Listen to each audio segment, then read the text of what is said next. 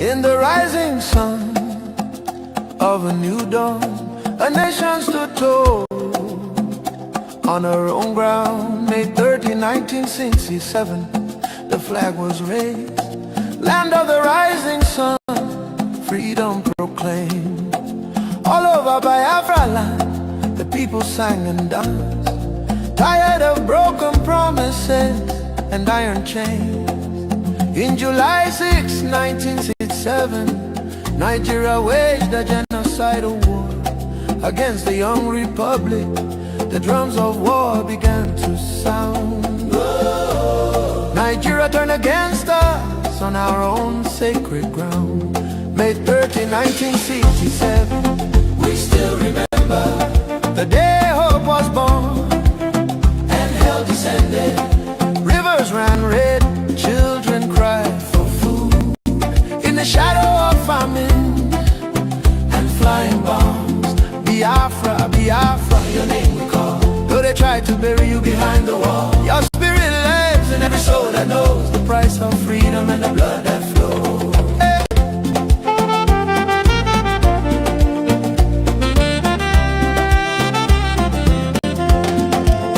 Blockade and hunger became their sword.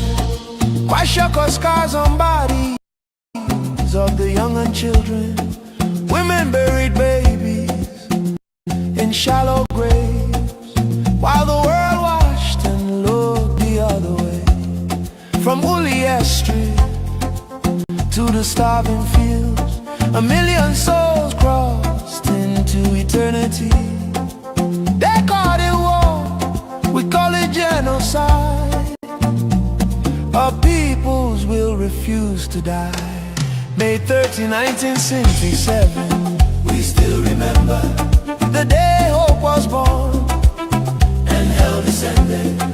Rivers ran red, children cried for food in the shadow of famine and flying bombs. Biafra, Biafra, your name we call. Though they try to bury you behind the wall, your spirit lives in every soul that knows the price of freedom and the blood that flows. Whoa.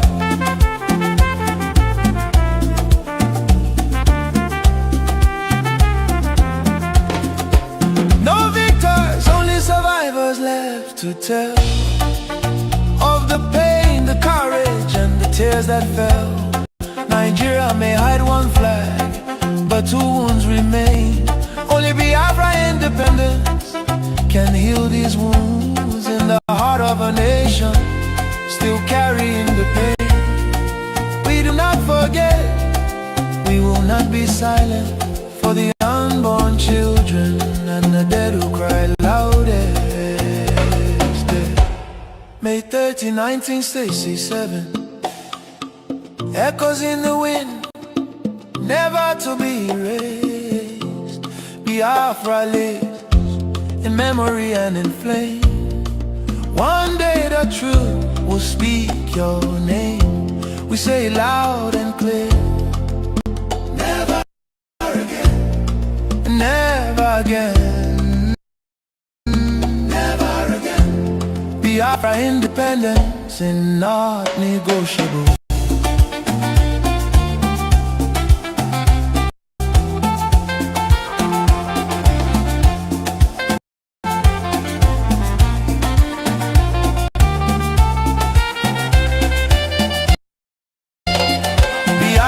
Independence is not negotiable.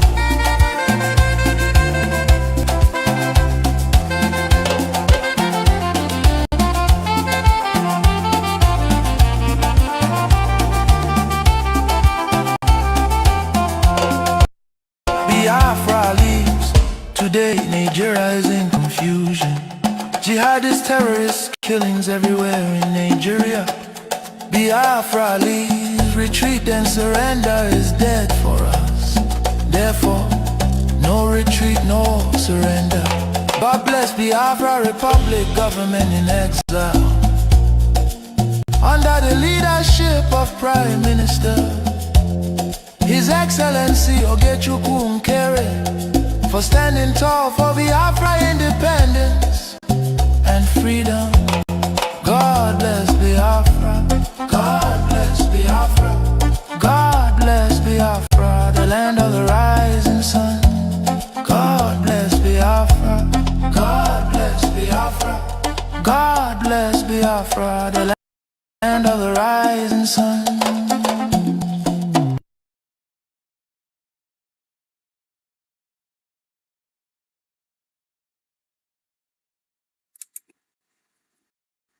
Welcome back to Voice of Biafra Television, and it's good to have you all back.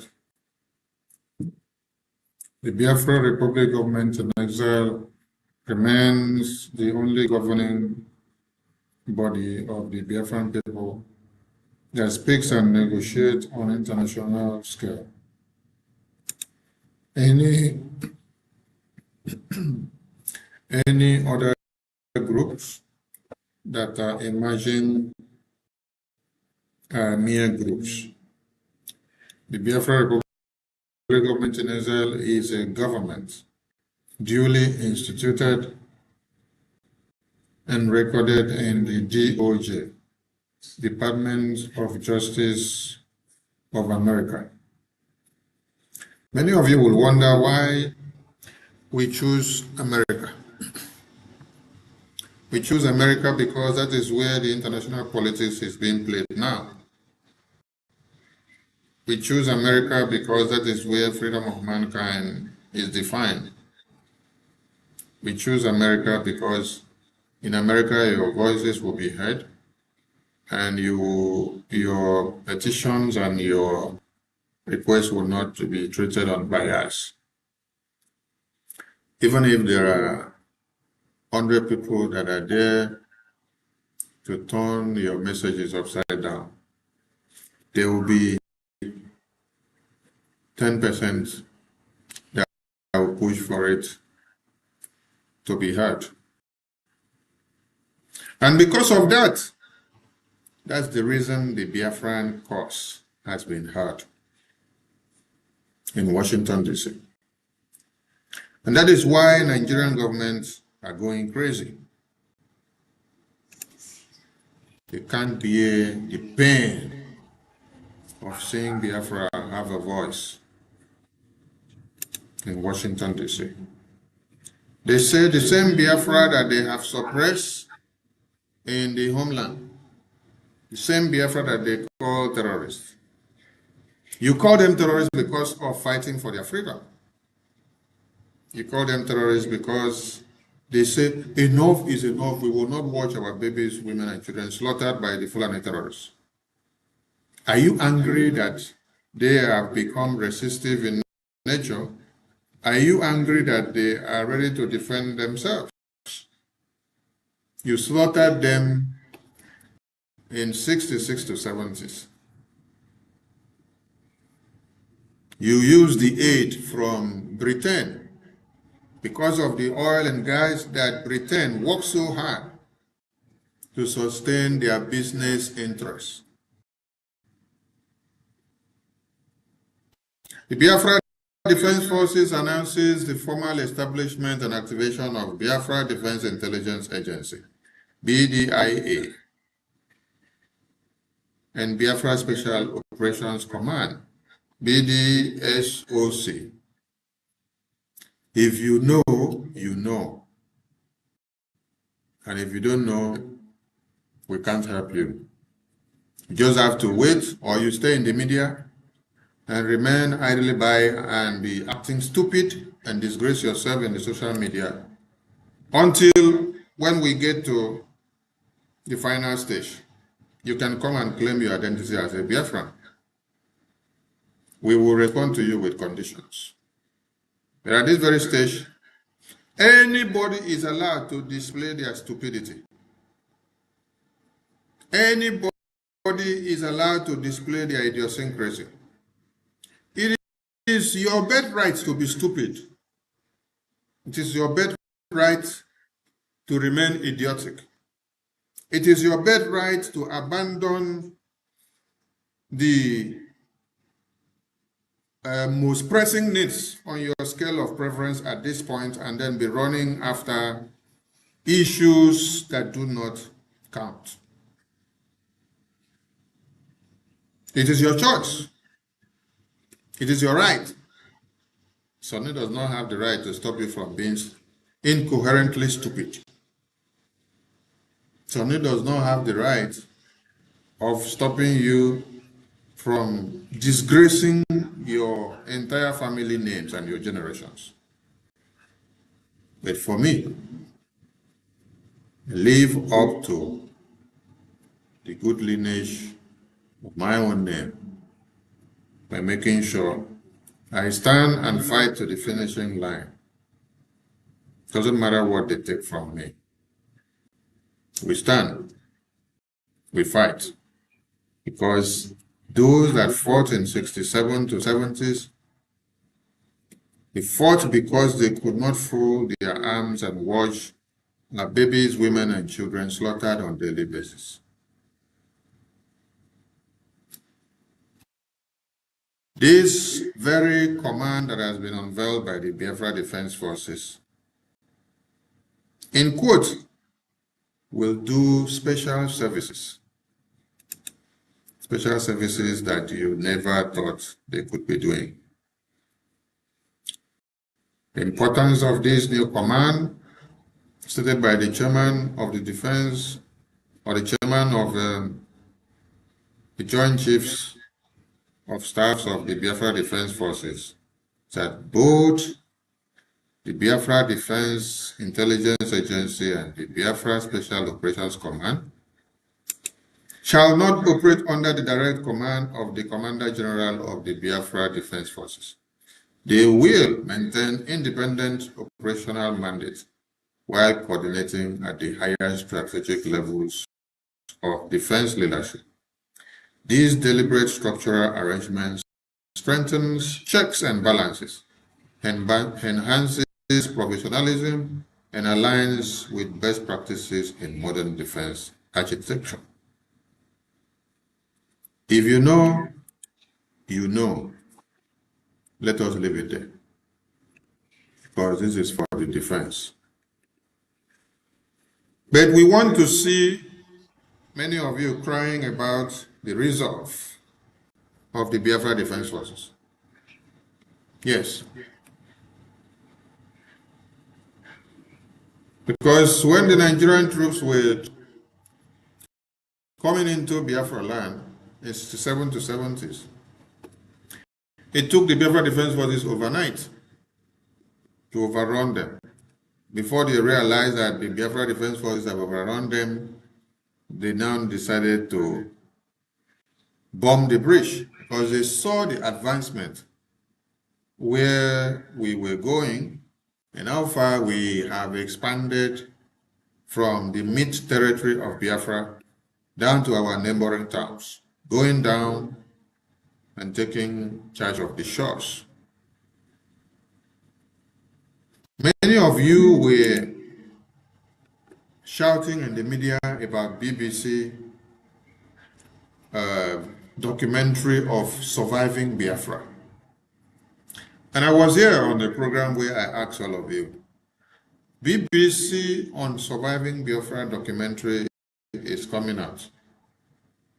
And many of you got angry that they said the author or the narrator or the person that is putting on the documentary is a Yoruba person.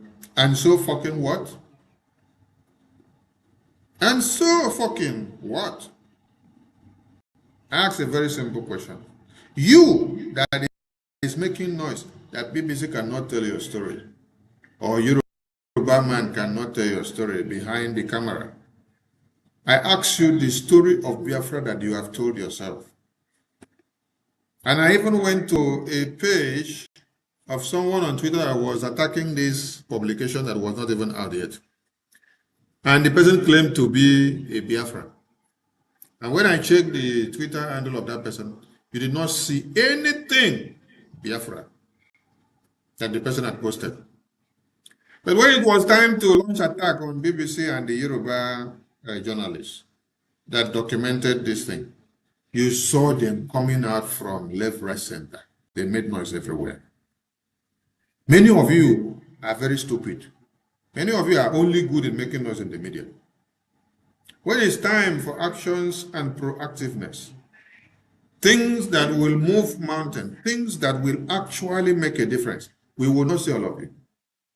We will look for you, but you will not show up. We will ask your name, you will disappear. Later, you will come to the media and you will be speaking grammar. Can grammar give us freedom? Can long write-up and notes give us freedom? Can that multiply our defense logistics? Or can that multiply the funds needed for our political lobbying? If you're not aware, the Biafra government in exile has launched an open its network very wide. And we are saving and solving every move by the Nigerian terrorist government. Today alone, there are many media houses that have also published about how Nigerian terrorist government are going secretly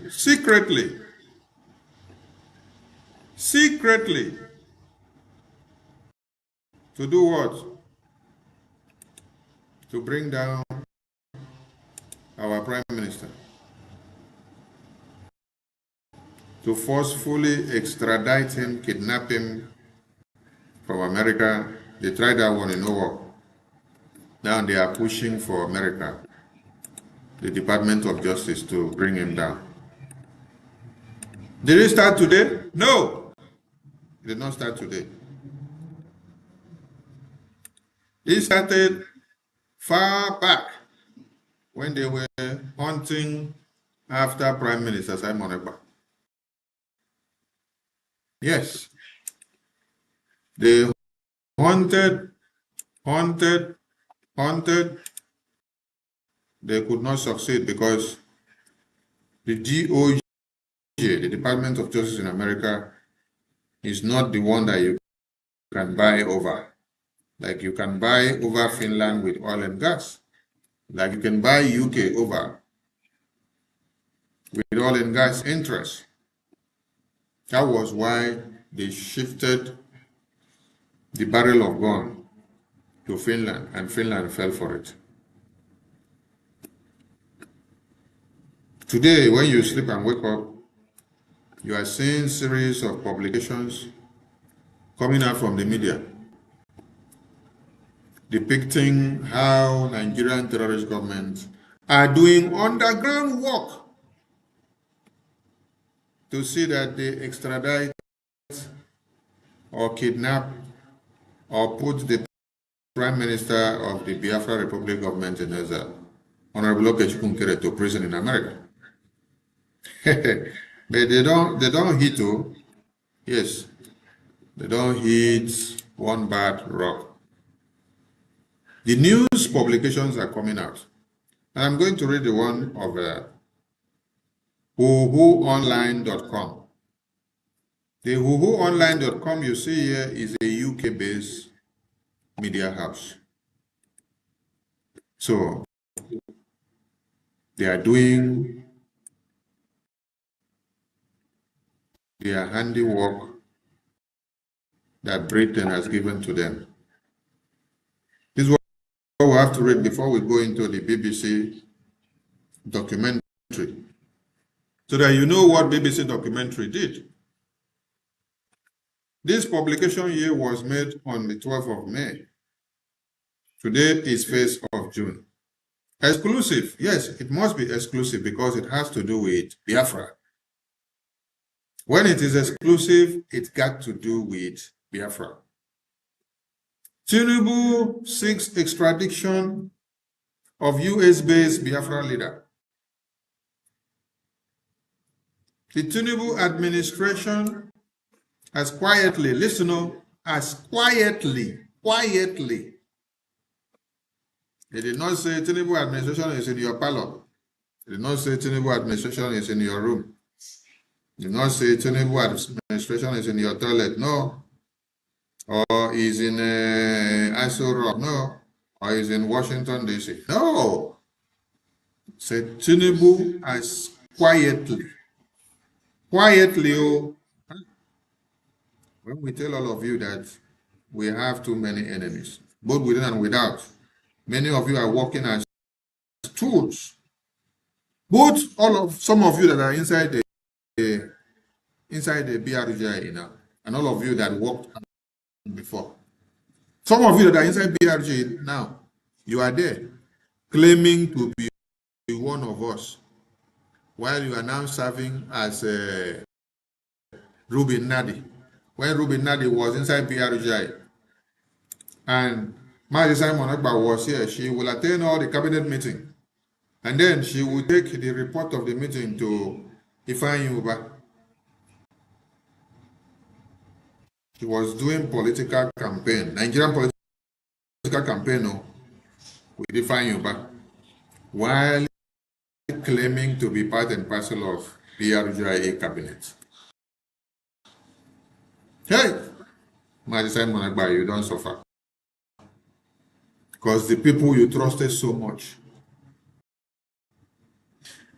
And if somebody told you, no, these people are doing political campaign for Ifeanyi Uba, you say, no, leave them.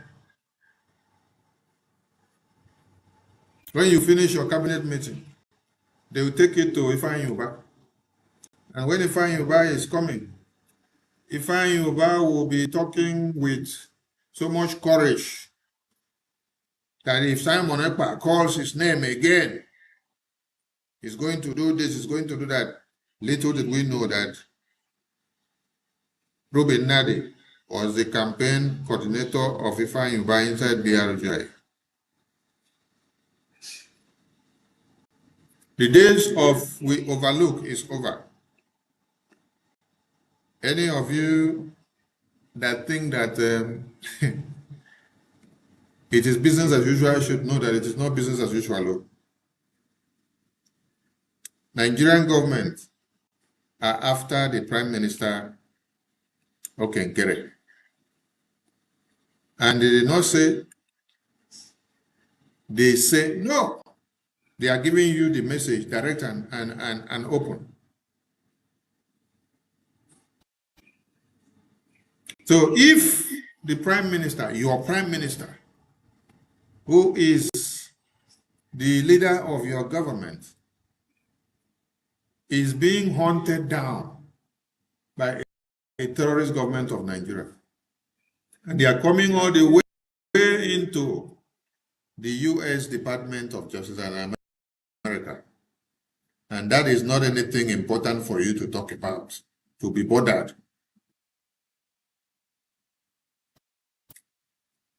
As a cabinet member of BRJA, it means you are a very big sabo. So be very careful,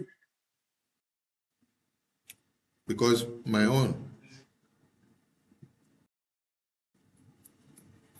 when I match the propeller, you will land in the lagoon. If your leader is being hunted, and you know the significance of this, your leader, then you should be worried. Because none of you have the balls to do what he's doing. It's not about being in America for 20 years. It's not about being in America for 50 years. It's not about being in America for 10 years. It's not about being in America for 50 years. It's not about being in America for 5 years. It's not also about being in the UK for those numbers of years. It's not also about being in Asia for those numbers of years. It's not also about being in Europe, the most useless place, for those numbers of years. Other places are even better. You see Europe, the worst place so far. The worst place so far. And many of you that have now resided in Europe, you have also become worst in your mindset. It is from the same Europe that the Europe people now decided to use UK license to stage a coup. You leave Europe, you go and use UK license to stage the coup in BRGIA. Because UK license made themselves very vulnerable for you to use. Yes, because when you told them, oh, UK, you have to join together with the European Commission. You have to join together with European license. That you cannot stand them. Then they came in and infused together.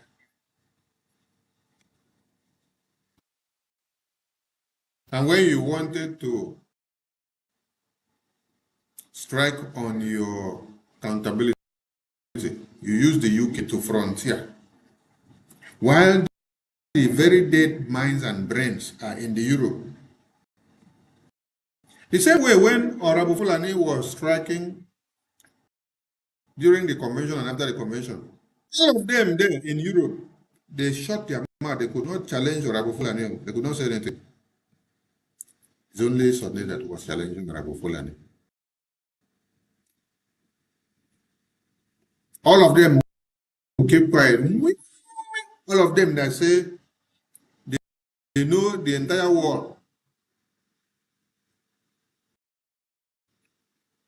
Honorable Fulani squeeze all of them and put inside pocket. Only Sonny became the nightmare to Honorable Fulani. Became the problem. And PM today, UK, I'm sounding another warning. UK license.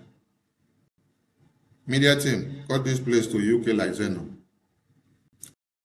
If you allow yourself to be used again and dumped and destroyed by Europe, it will be very bad for you. Learn from a decaying tree. Yes, something caused a decaying tree to become a decaying tree. That tree did not just stand on its own and it started decaying, or the name came about, the decaying tree. No. Learn from a decaying tree and ask what happened to a decaying tree before a decaying tree started decaying and the leaves started falling on its own. And it now came with the nomenclature, decaying tree, because the mother and father did not born that tree with that name, decaying tree. But something happened. At the end of the day, the name now came a decaying tree. UK license. And every other license, Asia, Africa.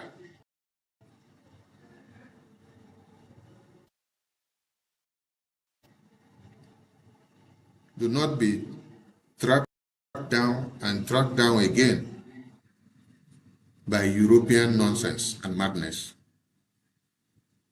Every continent have to take care of their license independently. Asian license has nothing to do with European license. African license has nothing to do with European license. UK license has nothing to do with European license. US North and South has nothing to do with European license. Antarctica has nothing to do with European license. Every license work independently. Find a way to grow your own continent. Don't go and look for the power or the influence of UK to use UK to amplify your energy. Don't go and look for UK license to come and drag, or Asia to come and drag, or you go to Asia and then you start creating caucus. You start nominating people in Asia like Zen. You bring them into European like Zen. Or you go to UK like Zen, you start creating people and giving them position and then bring them into European like Zen. It's not acceptable. Or you go to African like Zen, you do the same thing. Or you go to US North Zen, you do the same thing. You don't have such powers. And I don't even know who is deceiving some of you, sir. Because I know everything that is happening in every Lyzen, every continent, but I'm just watching. No, I don't talk too much. I just wait until when you cook yourself finish, you put yourself inside bottle, and then information minister will now bring you out of the bottle and put you on the table. I know everything that is happening in every continent as far as BRG is concerned. Everybody should be careful. I'm sounding a very important one. But to UK, be very, very careful so that you will not be used to satisfy the handiwork of another downfall of European Commission or European license. Because you were used before. Yes, you were used before. When they stage the other coup, you were used before. Don't allow yourself to be used again. UK license, UK rep, deputy, and all your officials, you have nothing to do with European license.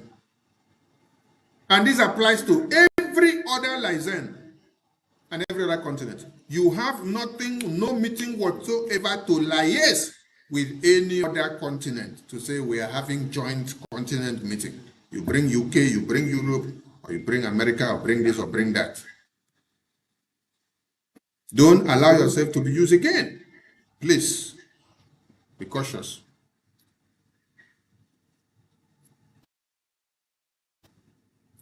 Coming back to the issue of the day.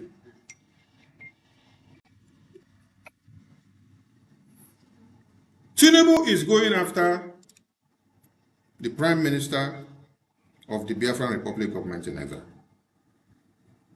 And as Tinubu is going after the Prime Minister of the Biafran Republic of Nigeria, Tinubu is likewise going through a process of going after all of you. Because if your Prime Minister is being hunted down by Tinubu government, it simply means that all of you are being hunted down. And you should take it very, very seriously. Don't take it lightly. It is very, very serious. And every Biafran should buckle up their belt and sit tight. Because we are in the next phase of brutality. And this stage needs people that are tough-minded. Yes. You need to watch your back, and you need to tell what you see, and you need to keep everything updated.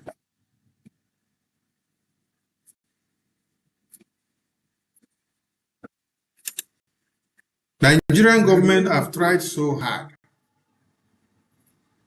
to kidnap Mazin Namikano. They succeeded in imprisoning Mazin Monepa. In 1967 to 70s, they went as far as making sure they shut all of you down. They implemented a blockade, land and sea and starvation from all ends. As if that wasn't enough, they used every arsenal that they had to bomb churches and health centers under the watch of the Red Cross, who were trying to revive the lives of the Biafrans that were dying at that time. If they are still after your prime minister today, oh, then you should be aware of what is actually happening. Nigerian terrorist government will not rest if they don't see that Biafra is totally buried. It is incumbent on all of you to see that Biafra cannot be buried. Everybody should be happy about the documentary of BBC that was released, I think, whether 24 hours ago. We are going to play it here, and you will listen very well to it. It's so shocking. When I mean shocking to see that Nigeria has not changed from 1967 to 1970s and to 2026. Nigeria still play the same role and the same pattern. Nothing different. Because of Biafra, they killed over 10 million babies, women, and children in starvation. Even the officer that was serving the interests of Nigeria was saying it in the documentary, that when he saw the dead bodies of babies, women, and children, he got pained. I'm not talking of the one that fought on the Biafran side. I'm talking of the one that fought on the Nigerian side. He's telling you how he got pained that they have committed sacrilege on humanity. But when Gowon was asked, and when even the British High Commissioner was asked, they said they don't care about, even when Adekunle was asked, that they are using blockade, starvation to kill babies, women, and children. They say they don't care. And what they care is for Nigeria to remain as one. Even if they kill babies, women, and children, they don't care. As far as Nigeria remains as one. This should baffle all of you. And I am calling on all of you to have everything, give your seal on defense. Now, the same pattern is happening today. Nigerian terrorist government are going about with the terrorists in uniforms, sporadically killing and maiming in your communities. And many of you are just looking, you're watching, you're not doing anything. Maybe you expect just a few hands of Biafrans that are fighting to do everything to protect the entire 40 state of Biafra. It's a lie. You cannot kill only one person with his flesh scattered and shattered to now shred all over the 40 states to save everybody. No. Everybody needs to rise up to support the freedom.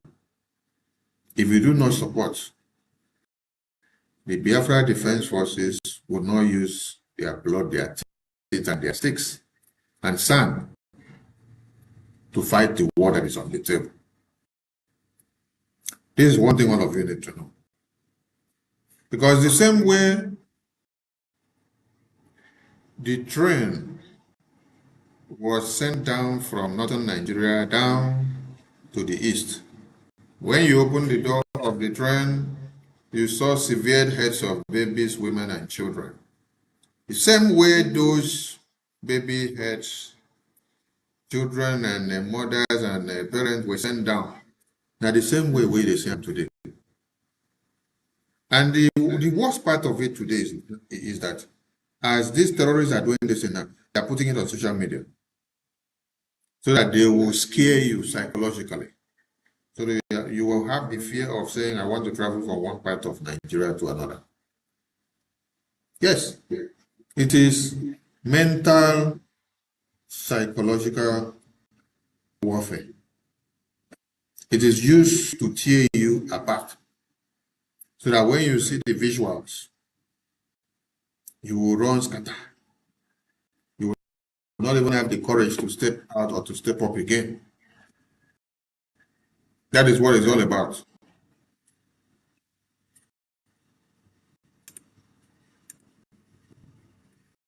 Tinubu administration has currently expanded its Washington lobbying offensive beyond reputation management and security cooperation, with senior Nigerian officials now seeking greater American scrutiny of a prominent Biafran separatist figure operating from Baltimore, Maryland, according to a diplomatic and lobbying sources familiar with the discussions.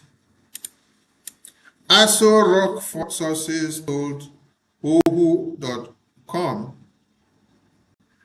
on conditions of anonymity that President Tinubu is personally directing the costly Washington campaign to blunt Biafran lobbying and is praising the White House to treat Baltimore-based Biafran exile Isaiah Harrison Ayoku, aka Okechukwu, as a law enforcement, not a political problem. A maneuver that risks entangling U.S.-Nigeria security cooperation against jihadists with a fraught domestic quarrel. Have you all seen it? If you are a Biafran, and this is not something you should be worried about or concerned, then it means you are not working for Biafra. You're working for the enemy to see the downfall of Biafra. Because the role that this your prime minister is playing is speaking volume and is causing so much problem to the Nigerian government. And that is why they are not sleeping. They are not looking back. They want to see that the Biafra Republic government in exile prime minister is taken down. Because they understand and they identify the role he plays for the Biafran people. That is why they want him taken down. Same way they wanted Simon taken down. Same way they wanted Nnamdi Kanu taken down. Nigerian government don't want to sit back and look and see the progress of Biafra. Did you listen to these videos that we played on the Heroes Remembrance Day? You heard things like the Biafra army had a military industrial unit. And after the war, the Nigerian government decided to destroy it because they are afraid of a resurgence of Biafra energy. Then you had another one. The reason why they stopped teaching history in Nigeria in schools is because they don't want the students to get acquainted with the bad history genealogy that has to do with Nigeria and Biafra and who played the role in the genocide, why the war or why the coup was carried out, and why Biafra was declared. And the people that were causing problem in Nigeria that now necessitated the coup plotters to plot the coup and to take them down. And after taking them down, the measures that they took and the people they projected to be implemented as the new leaders in government. And how these same new people, someone like Awolowo, when he was brought out, was later made Commissioner of Finance by the Nigerian government. And when he was brought out from Calabar prison in Biafra prison, he was brought out after the coup was carried out. It's the same Nigerian government that imprisoned him. Then the Biafran government brought him out. And they say, oh, let's use him to make the premier of Nigeria. This same person was now given the position of a commissioner of finance. And when you listen to the BBC documentary, you heard this same person, Awolowo, when he was asked, don't you see that implementing blockade that is killing babies, women, and children? Awolowo said, the death of babies, women, and children is not important to us. What is important to us is to keep Nigeria as one. Hello, did you listen to that part? Don't worry, you're going to listen to it. These are the people that call themselves Nigerians.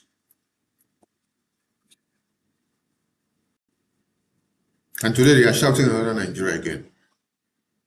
When the first Nigeria they shouted, they don't give pity to babies, women, and children. That is why, as they are slaughtering people today, they don't care. They are only concerned about the political ambitions of 2027. How Tinubu will become the president,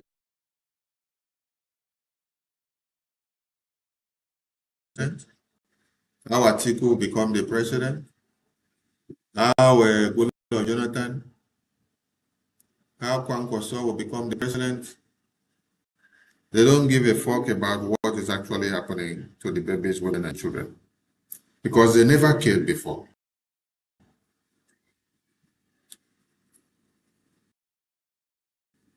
If they so cared before, it would have been a primary concern to them.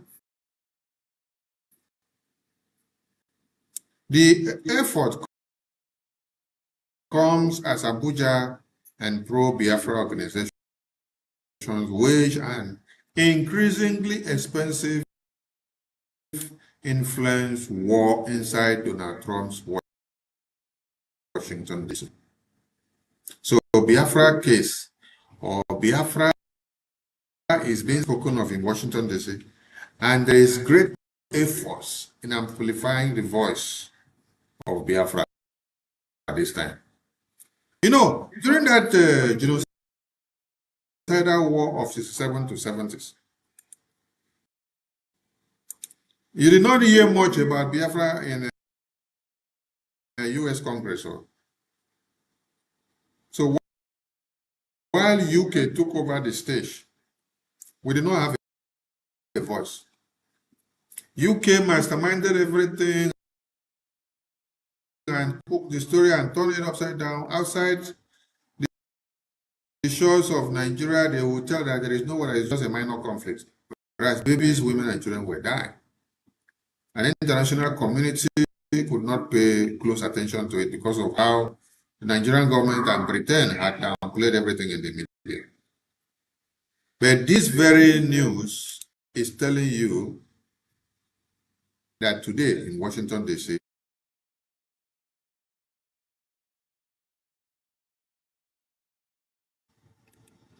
this news in Washington, D.C. is telling you that the effort of Biafra is increasingly expensive influence in Washington, D.C. today. The effort of Biafra is increasingly expensive influence in Washington, D.C. today. that means we have achieved our aim. One of our aim is to make sure the international community sees the difference in our narrative compared to the way we had channeled it in the 60s to 70s. Today, Washington, D.C. have a handful of the information. And that is what is making Nigerian government to go haywire. They need to continue to go haywire, because if they don't go haywire, it will not show that our work is actually paying. It will not show that our effort is showing up. So our effort is actually speaking in a very high scale. Yes. So we love it when we see that Tinubu government is crying. Having kidnapped Mazen Nnamdi Kanu, having locked up my Simon Ekpa in Finland, they are surprised that there are still warriors in Washington, D.C. A warrior is fighting and ready to fight and to make sure Nigeria is brought down. Nigeria is collecting the water. So you don't also expect that as they are collecting water because of our efforts, that they will now go and fold their arms and sit down. No, they will not fold their arms and sit down. They will try to fight back. So we understand the strategy. And every Biafran at this point should be more worried and concerned about their leader who is on watch list that the Nigerian government is going after. Nigerian government will come to go after every Biafran in Biafran land or in diaspora. They will only target your leadership. They target your head. Because if it is when that your leader is effective in the discharge of his or her duties, wherever it is, that will create so much problem to the Nigerian government.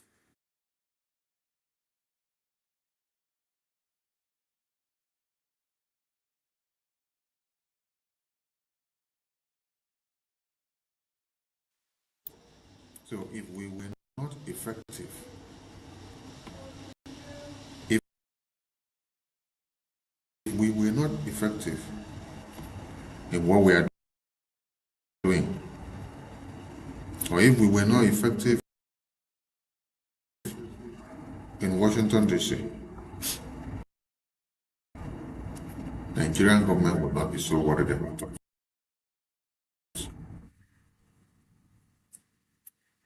But because we have created so much problem for them, that is why they are rising up. So, we love what we are saying. Yes.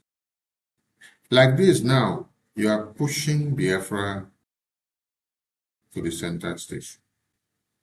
You're making the entire lawmakers in America to ask questions of why you are going after the American-based Biafran Prime Minister. Why? Why are you going after? Yes, these are the questions that the DOJ of America would ask. They have a Department of Justice of America. Why is Tinubu worried and going after the US-based Prime Minister of Biafra government in exile? What is the thing that he has done to Tinubu all the way in Nigeria? Why is Tinubu so concerned about this man? Why is Tinubu not concerned about the millions of babies, women, and children that are being slaughtered on a daily basis?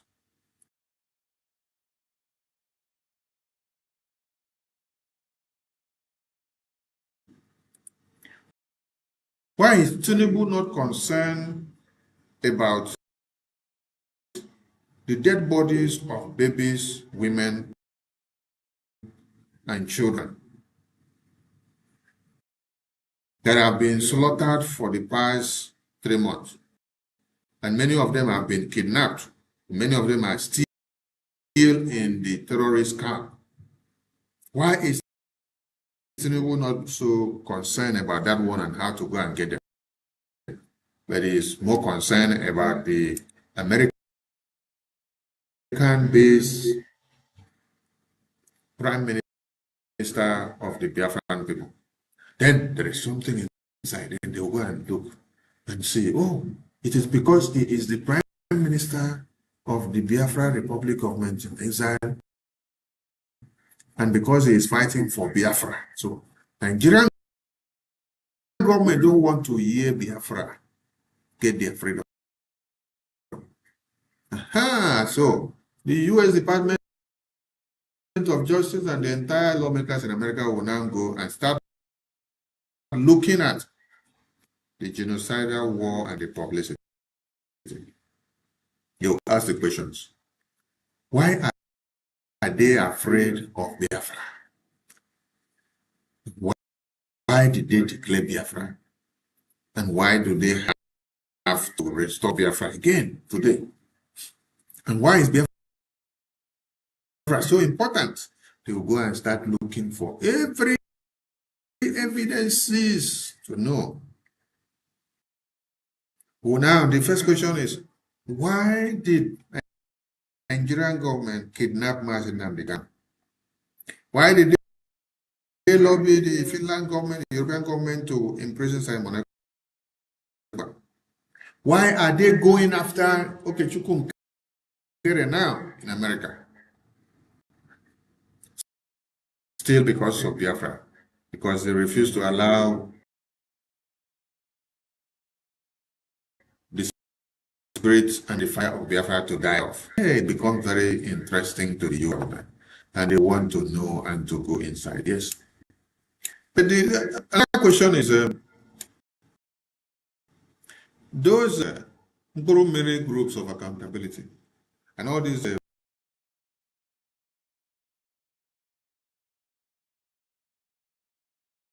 useless breakaway groups, why is Nigerian government not going after it?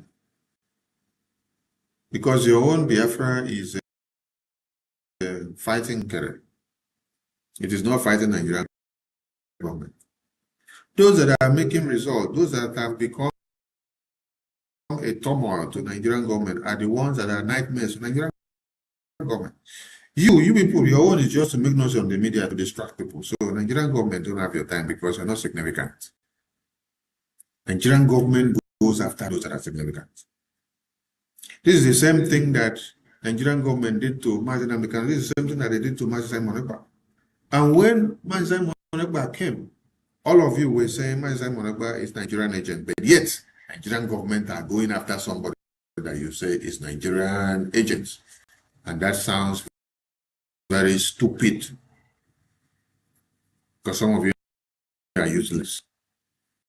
So you can continue to be useless in the media, but when terrorists invade your communities, don't cry. That's what we can tell you. So at the center of the emerging dispute is Nkere, a controversial figure associated with the self-styled Biafran government in exile, the way they will address us. So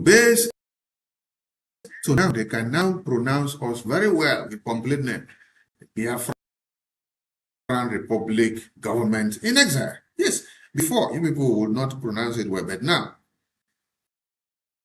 God has forced you people to pronounce Biafra Republic government in exile in full.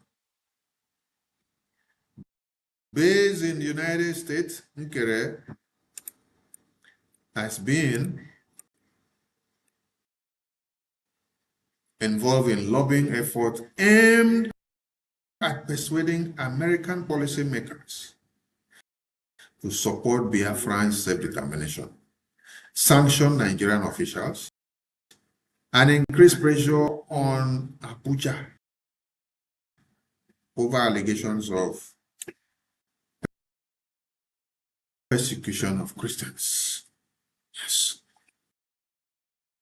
Are we denying it? No, we are not denying it because it is our right. When we gathered in Washington, D.C. on 18th of September, when we gathered in Washington, D.C. on the 18th of September, we did not just gather to make noise. We gathered there to give evidence and fact about Nigerian terrorist government and what they did. The documents are there in the same DOJ that you're talking about. So if you want to see, go and check them there. They are fully aware of everything. What Nigeria is made of, and how Nigeria kidnap our leaders and are killing Biafrans and killing and aiding and abetting the Fulani terrorists. So the very big question is, Nigerian terrorist government, you are going to Department of Justice of America for them to imprison Mazi Okenkira, to bring him to you. Are you also ready to stand to testify about how you kidnapped Martin Namdekan? That he did not commit any crime, it's just because he was fighting for Biafra. Are you also ready to tell the entire world how you use EU Commission to imprison Martin Namdekan because of Biafra? Are you also ready to explain to the Department of Justice of America how you recruit Boko Haram terrorists into the army and use them? Are you also ready to tell the Department of Justice how you people are paying the Boko Haram terrorists? Terrorists were supposed to be neutralized after they infiltrated communities of people.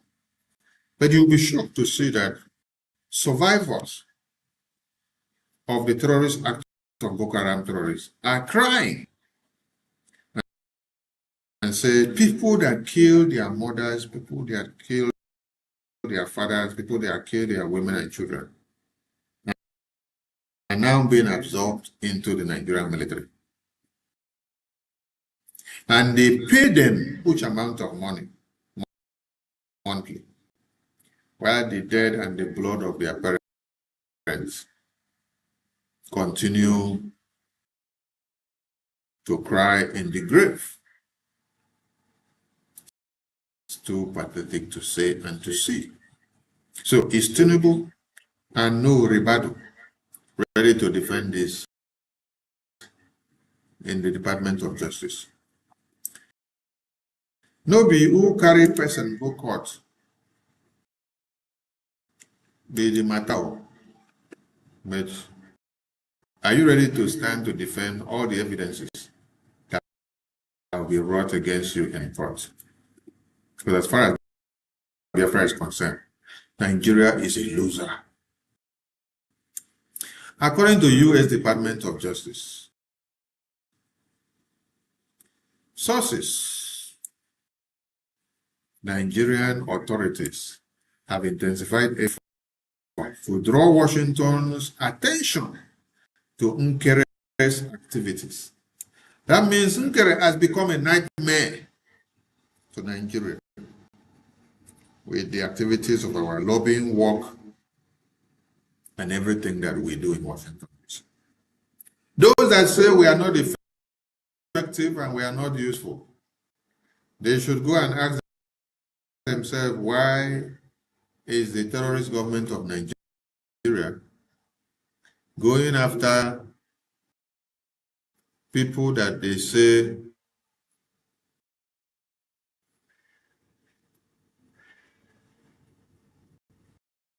are not creating impact?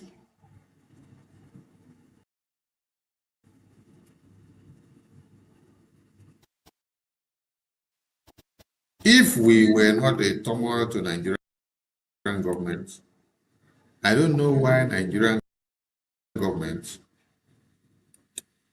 will now be going after us. When Mazi Simon Ekpa was here, Nigerian government did not shout or go after IPOB political party group. They did not go after Chicken Edozium. They did not go after Chinasa Bedbok Moro. They did not go after the politicians of Nigeria that work for Nigeria continuity. No. They went for the Biafra government in Israel Prime Minister Mazi Simon Ekpa, who was creating impact, who is causing Nigeria pains. So today, Nigerian government will not go after mere groups and people that have not become a threat to them. They will have to go after those that have become a threat to them. The only people that have become a threat to Nigerian government is the Biafra Republic government in Israel, where Prime Minister Nkere is the Prime Minister, where the lobbying work is happening in Washington, D.C., where every Biafran in the homeland acknowledges that this is the government that is speaking for them.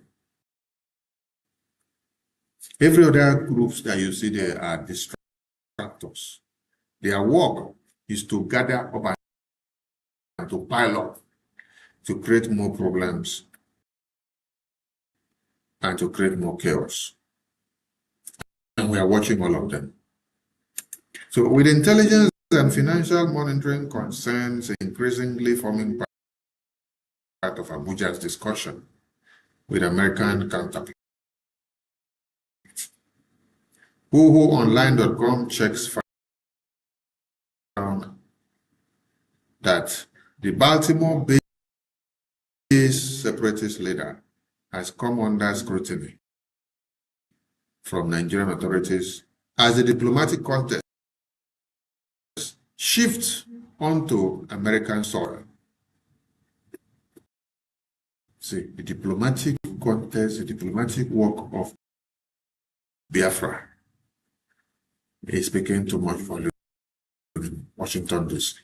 What we did not have the opportunity to do in 1967 to 70s, which made the whole world to keep silence over our issue, neither to intervene. Today, we are shifting the contest on American soil. Support to be RGI under the leadership of Okechukwu Nkere.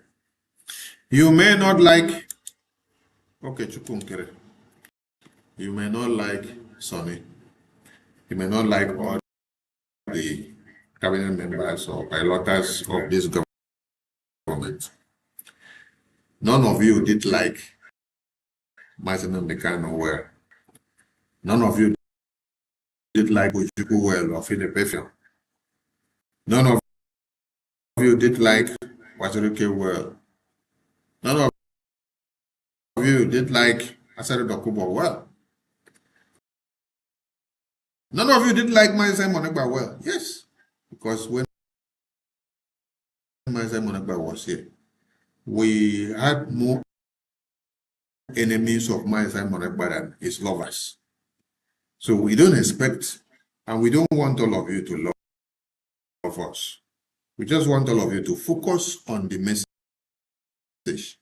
Yes, because Martin Amdekano, that all of you are sharing his message today. Oh, a prophet, he said it.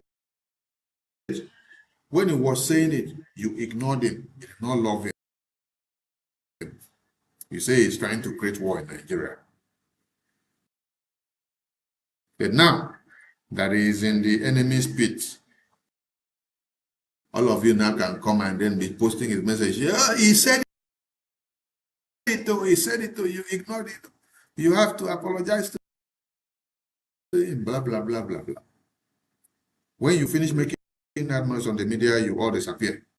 Because if you mean serious, after you finish making that noise, you will now come back and say, oh, where is the government that is doing what should be done? Let me fully contribute. Are you coming to contribute? No. So that shows how useless you become and how you continue to remain silly. Now, the development marks a significant escalation in Nigeria's campaign against movement, a separatist movement abroad. For years, Abuja's primary focus was on figures such as Nnamdi Kanu and Simon Ekpa, both of whom face legal action in different jurisdictions. But with major separatist actors increasingly operating through diaspora networks,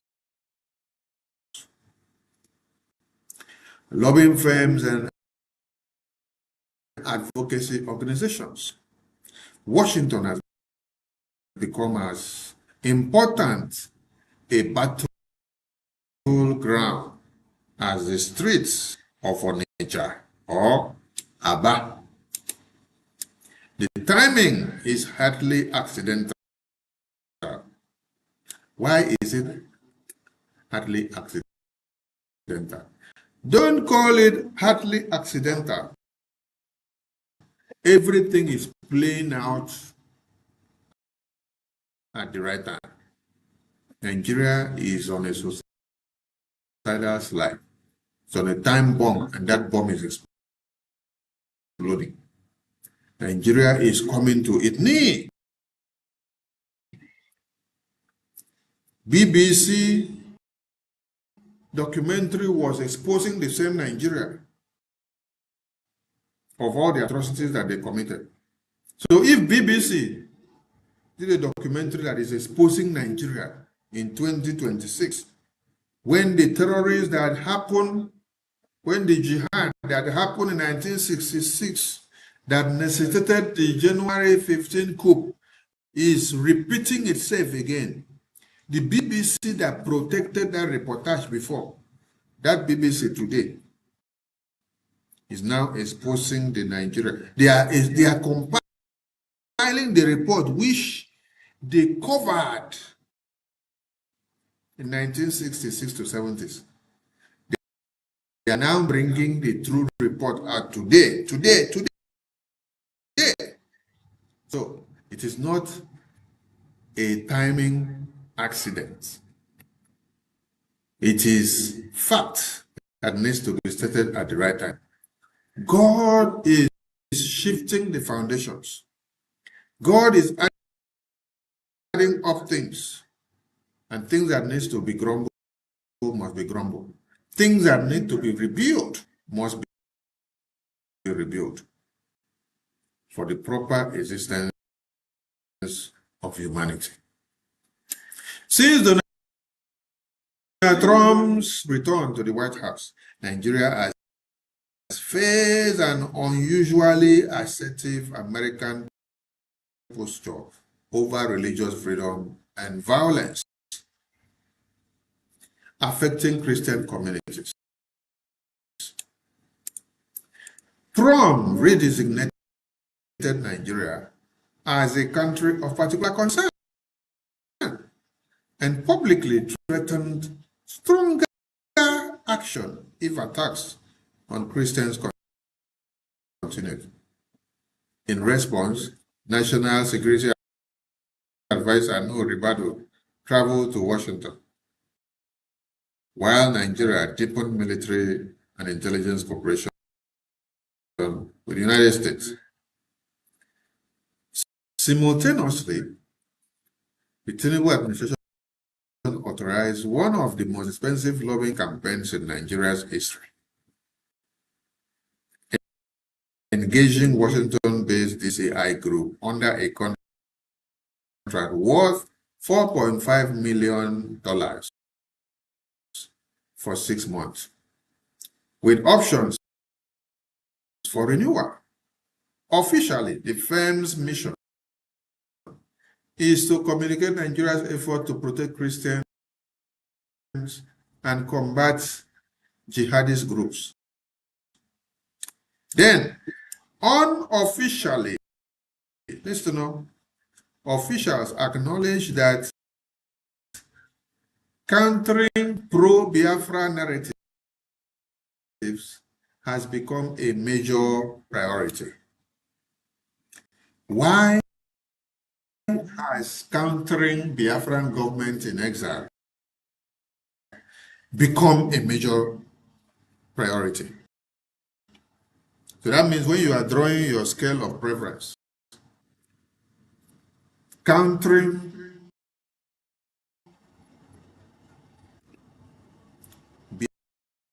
Biafran narrative tabled by the Biafran government in exile to the American government is on your scale of preference, is on your most pressing needs that you must make sure you crush the Biafran government in exile. Why? Because you see that Biafra is about to restore itself again. And they have gone very far. And they did not just speak in the street of Abia and Aba, like you people said, and Anambra, and Akwa Ibom, and Calabar, and Rivers, and Enugu, and Imo, and Onitsha. But now, they are speaking inside Washington, D.C. So it has become a very big concern. It has become a very big concern that they have to go unofficially.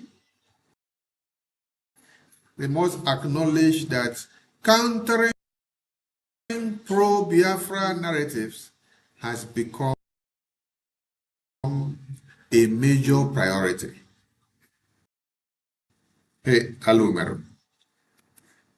Those of you that do not understand what you are doing to Nigerian government, know it now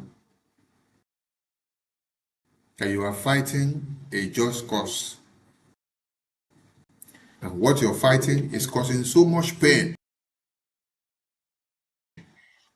to Nigeria. And they are not taking it easy. They are not sleeping.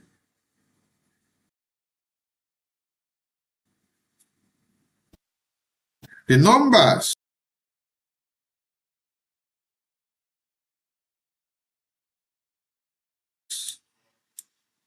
reveal the imbalance.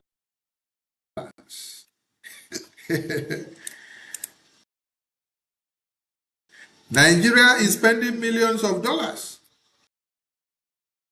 in Washington, while Biafran groups are operating with lobbying budgets measured in tens of thousands. Yet, the separatists poses something Abuja lacks: a simple narrative that resonates with sections of the American conservative movement, evangelical organizations, and some Republican lawmakers. The case of Biafra is not kwe. The case of Biafra and the stage that the Prime Minister of Biafra, Okechukwu Nkere, and the lobbies and attorney and his entire cabinet have taken Biafra to, has gone beyond mere talk show. Those in the circle of policy making understands better than some of you as you sit down here to watch. Before Nigerian government will be paying so much money to see that they bring down the Prime Minister of the Biafra Republic government in Israel and the lobbies and attorney in Washington, D.C., you should understand that there is a very big battle happening in the physical, in the diplomatic, in the political, and in the spiritual. What is expected of all of you is your financial support to make this political and diplomatic warfare to go and yield the intended fruit that we foresee. This is not time to back down. This is time to increase and intensify. If you want Biafra,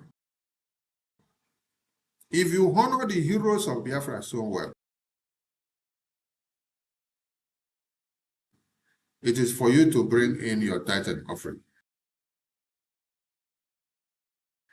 to come and support the Biafra government in Israel. It is not enough for you to shout Biafra Heroes Day. And I want to use this opportunity to say a very big thank you to all Biafrans, both those that support Biafra government in Israel financially and those that don't support, both those that never even identify themselves as Biafrans and those that did, both those that are in different groups and factions and do not want to unite to make one voice, to make a rapid difference with your unity. Those that are scattered everywhere and making noise day and night. I want to say thank you for using your stupidity to create awareness for Biafra. Yes. Because all of you use your stupidity to create awareness for Biafra on the Heroes Remembrance Day. The international community and the entire media have been so inquisitive of Biafra, because when they opened the media, they saw that all of you were carrying the flag, moving from left, right, center. Everywhere was Biafra flag. Everywhere was Biafra flag, Biafra Remembrance Day, Biafra. So they got so much traction from you guys. And they wanted to ask, what is it about this Biafra? You took time to create awareness. Yes, it shows that these Biafrans are everywhere. And that it is because of what happened that sent them out of their country that they are looking for greener pastures. And they will not stop fighting, and they want this Biafra. Even as we have few people that are carrying the problem on our head. You people miraculously and stupendously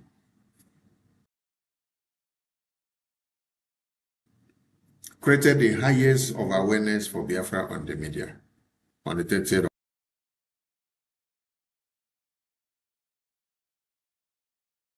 of May. I know that after the 30th of May, you all will disappear. If we call on Biafrans to come and identify themselves again, we will not see you because many of you are cowards who runs away in the battlefield only to carry the flag and to be shouting victory, victory when the war is already won. That is why you are idiotic in nature. That is why Nigerian government are using your brains every day, because you claim to be the most educated and the most useful, that you have the highest degree in schools, that even BBC should not come and tell your story, but you cannot produce one story that you have written about your Biafra. Only when somebody tells the story you come to read and you be talking nonsense.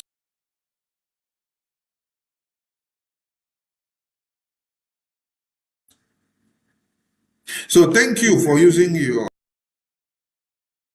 idiosyncrasy to create the highest of awareness. I saw in many platforms it was all about Biafra. They celebrate you, celebrate you, celebrate you, celebrate you. At the end of it all,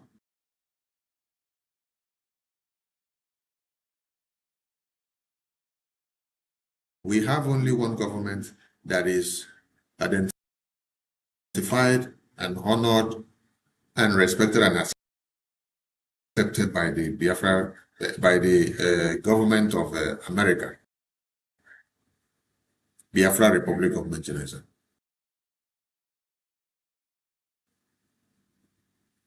From where I'm speaking from. While the rest of them are just banner carriers, noisemakers in the media who create the awareness for us. Thank you so much for creating the awareness.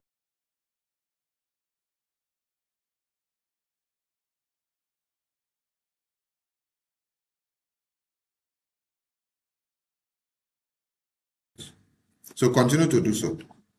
But we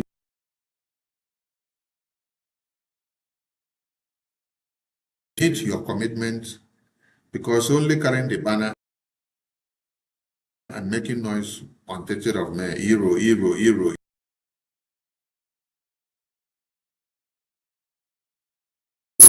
that is not giving you Biafra. What gives you Biafra is the actions and the steps that are to be taken to put things in order. And you can see why Nigerian government are crying, because if we were only shouting Heroes Day, and we did not have any engagement in the Washington, D.C. U.S. Congress, we wouldn't have created any impact or any effect. And the Nigerian government would not be worried about us. That is why they are not worried about everybody that are carrying flag and we're singing 30th day of May or making noise everywhere. No, they are only worried about those that have the legitimate mantle and they are doing something that is creating effect in Washington, D.C. And that is Nkere with the Biafran government in Nigeria. So they are after him because they know that is where the effect is coming from. They say, yet the separatists possess something Abuja lacks. Do you see? Biafran government in Israel possess something that Abuja lacks. A simple narrative that resonates with sections of the American consecutive movement and evangelical organizations and some Republican lawmakers. So even with all the money that the Nigerian government has, Biafran government in Israel possesses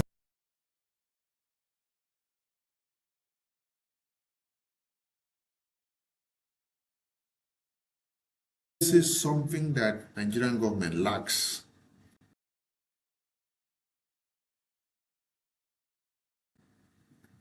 A simple narrative that resonates with sections of the American conservative movement, evangelical organizations, and some lawmakers. Nigeria don't jam this time. This is not 1967. And this is not Finland, and this is not United Kingdom. This is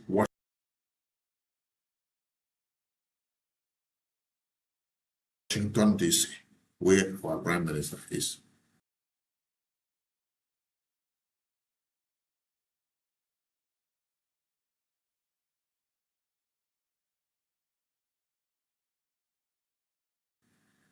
That narrative portrays Nigeria as a state failing to protect Christians and present Biafran self-determination as both a humanitarian and strategic cause. Abuja's counter-argument is that the country faces multiple security threats simultaneously.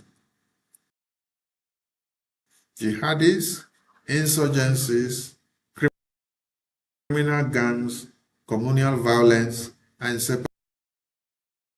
separatist militancy, and that portraying this crisis as state-sponsored persecution is both inaccurate and politically motivated.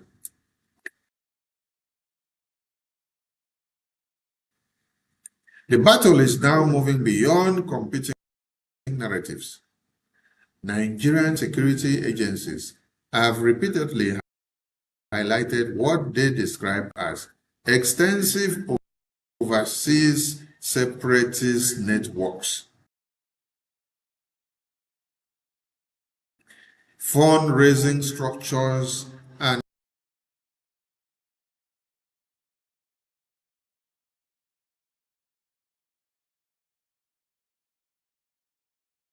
international cells linked to pro-Biafra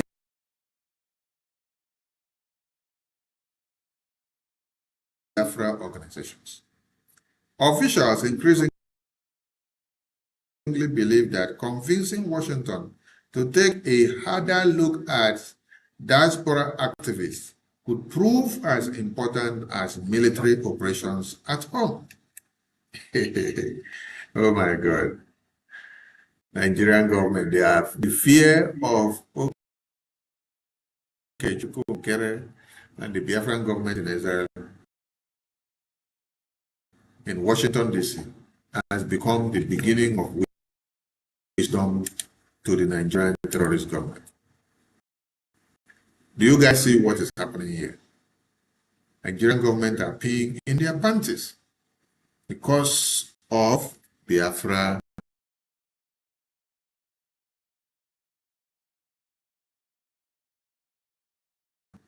Republic government in exile prime minister. He is not using AK-47 to shoot anybody. What he's using is the truth of Biafra. to finish Nigerian government in Washington, D.C. And they are crying as if tomorrow will not come. Evidence with facts and figures.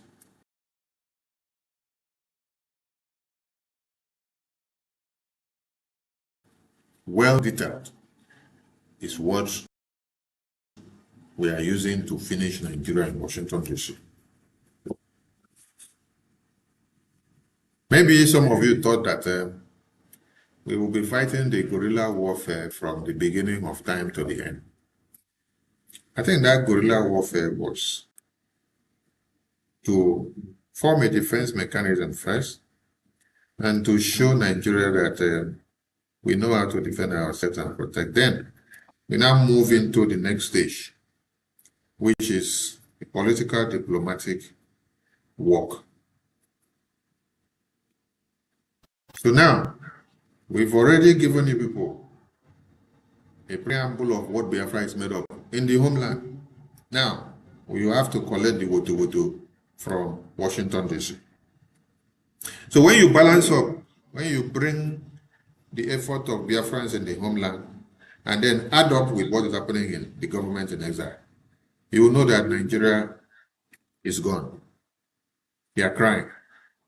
Because Biafrans in the homeland have been dealing with them when they come to kill Biafrans. So let's tell our story now here. Tell Nigerian government to stop crying. They should act as a government that they claim to be. They should hire all the bodies and money that they have with. They should make use of that oil and gas money that they have. And let's see where it will land them. The challenge is that American authorities traditionally require substantial legal and evidential thresholds before taking action against political activists residing in the United States. It's not like Finland, it's not like UK, that they did not see anything when they sold him. No. Let the war begin. Because Nigerian government will also have to come and stand to defend themselves. It is an opportunity for Biafra to be discussed on a bigger table. Hey, we love the show that is going on now. That is why if your leg is not strong now in this Biafran government in exile, please run, because we need people that their legs are strong, so that when they start hunting you down, you will not start doing your mouth. No. We don't want people that will be doing their mouth like this. When the war increases in a different scale, we want people with tough mindset, men of steel and of courage, men that can stand the test of time, men that cannot divulge information that are not supposed to divulge because of minor pressure on their head. No. Our Prime Minister is standing very strong, and we have to pray for him and to support him with everything that we have.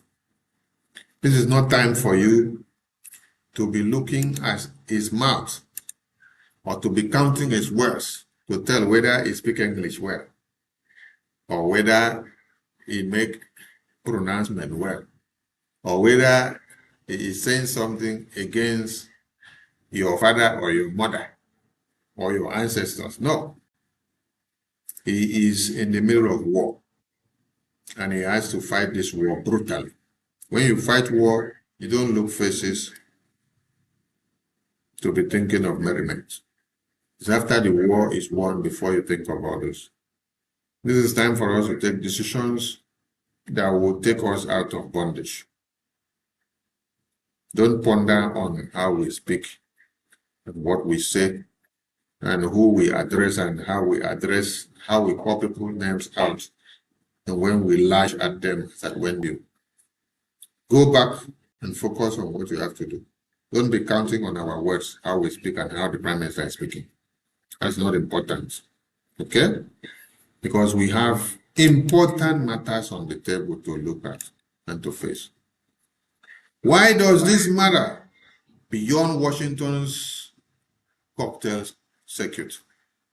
Because the Tinubu government is trying to recast a political diaspora campaign as a matter for law enforcement and extradition, thereby asking the United States to police speech and organization that many Americans regard as protected political activity.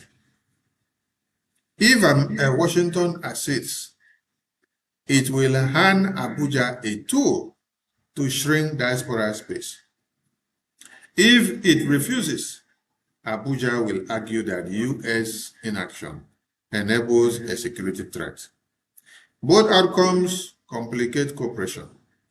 Whether Abuja's campaign succeeds remains uncertain. What is clear is that the struggle over Biafra has become internationalized and to an unprecedented degree.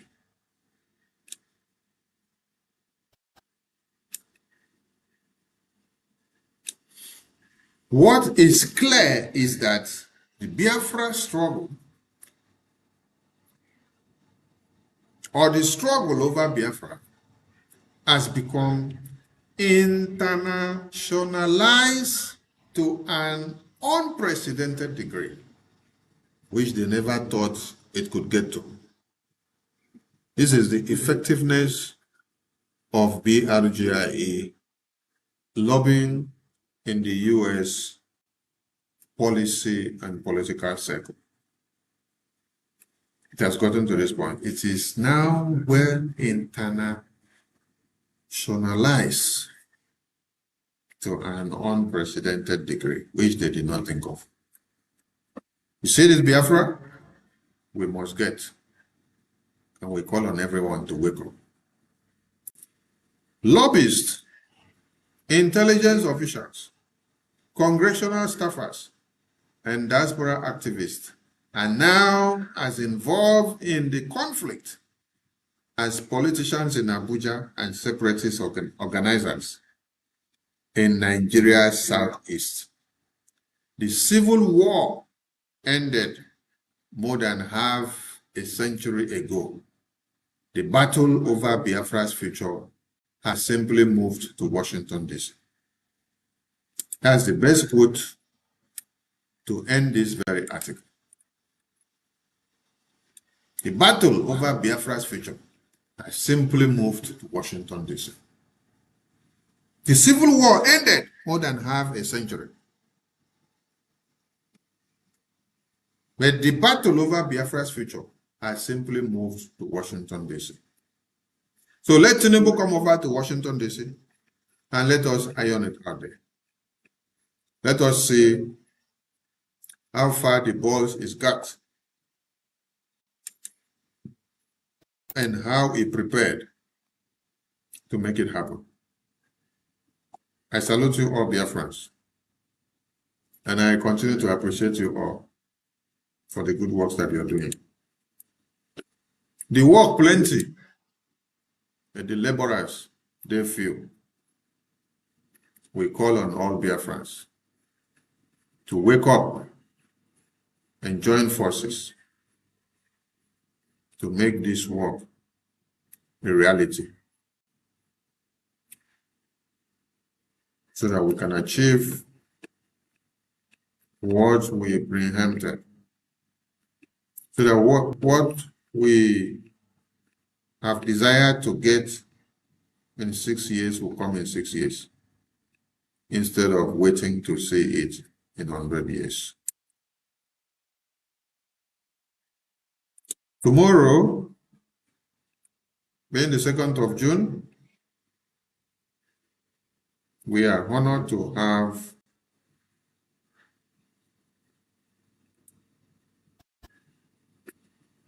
two wonderful men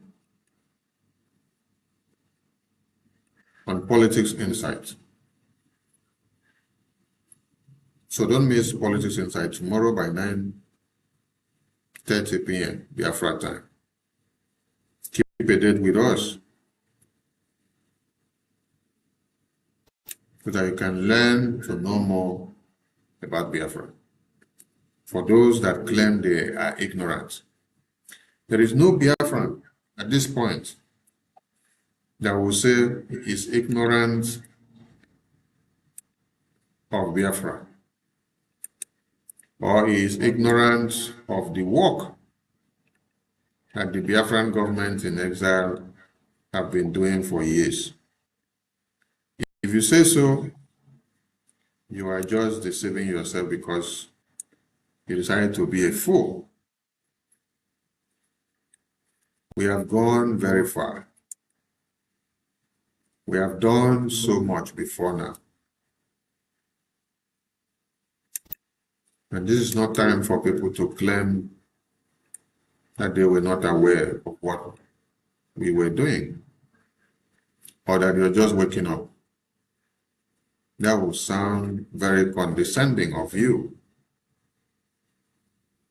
So wake up, Biafrans, and join forces to make it happen. It is our Biafra. It is your Biafra. It is my Biafra. Now let us go down to see the reports of BBC. BBC have exposed Nigerian terrorist government, and they have exposed Britain on the genocidal war. When some of you saw the documentary that was going to come out from BBC, some of you got mad and said, oh, BBC should not tell your stories. But I asked, how many of your stories have you told? If you don't tell your stories, other people will tell your story and they will twist your stories. They could mix and could switch your stories because you're not ready to make a difference. You only come and talk and blah. Learn to tell your stories. So BBC did a very good work here. And I just want everybody to sit back in good faith and listen to the BBC documentary because it's very, very important. You need to learn. Since you did not tell your story yourself, the same BBC that told your story upside down before, this time, God have used the same BBC to tell the story at the right time, the way they should have told it. So listen and watch so that you see what God is doing. We had a dream for Nigeria, but it was destroyed.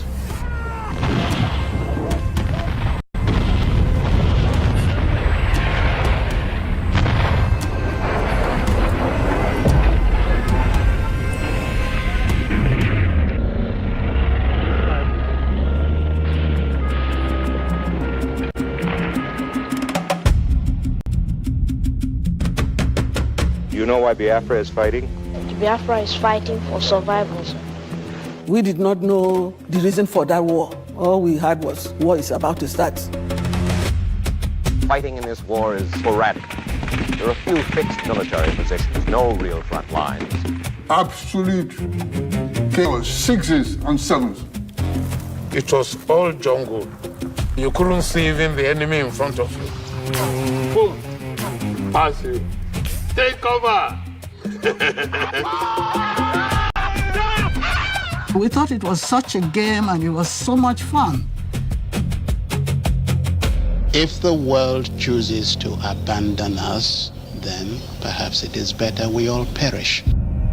It will for us be the price for freedom. We're deadly, man. Deadly. Atrocities were committed by both sides. Britain was branded with being an accomplice in genocide. About 2 million Nigerians died. We killed all of them and buried them in a mass grave. Oh God, save us. How some of them ever survived the journey south was something of a miracle. We are the survivors of the Nigeria-Biafra Civil War. We will never forget. It will be a great disservice for anyone to continue to use the word Biafra to refer to any part of the East Central state of Nigeria.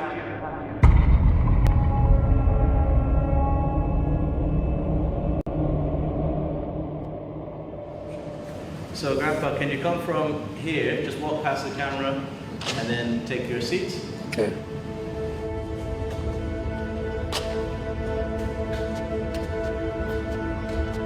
Three, two, one, and action.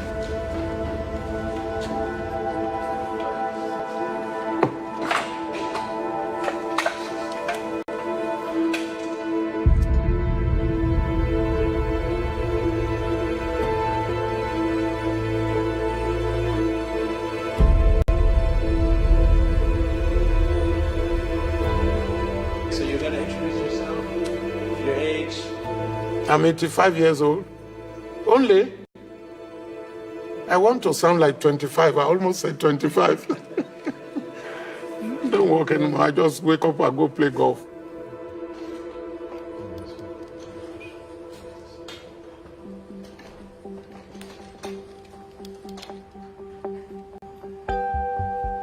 When we were young, when we were kids, life was blissful. There was so much peace, so much tranquility. Everybody loved everybody else. The roads were perfect. If you saw a pothole, by the time you get back from school, you don't see the pothole. Somebody's fixed it. My earliest memories of Nigeria is that we were part of the British Empire and we had such close connections with the UK. The education at that time was at such high level, it was all boarding schools. And the school I went to was run by white nuns. Everything we had was English. Cricket, I would just block, 1 or 2 runs there. I would pop for a 4. I never hit a 6. I love history, even British history. In 1956, the Queen of England was coming to Nigeria, and all of us as students lined up holding the British flag, and I was one of those to hold the flag, and I did. Over 30,000 schoolchildren gathered on Lagos racecourse showed themselves hoarse when the Queen and the Duke toured their ranks in a Land Rover. It was a happy day. But the jet fighter went past, and while I was looking at the jet fighter up there, the Queen had gone. Anyway, praise the Lord.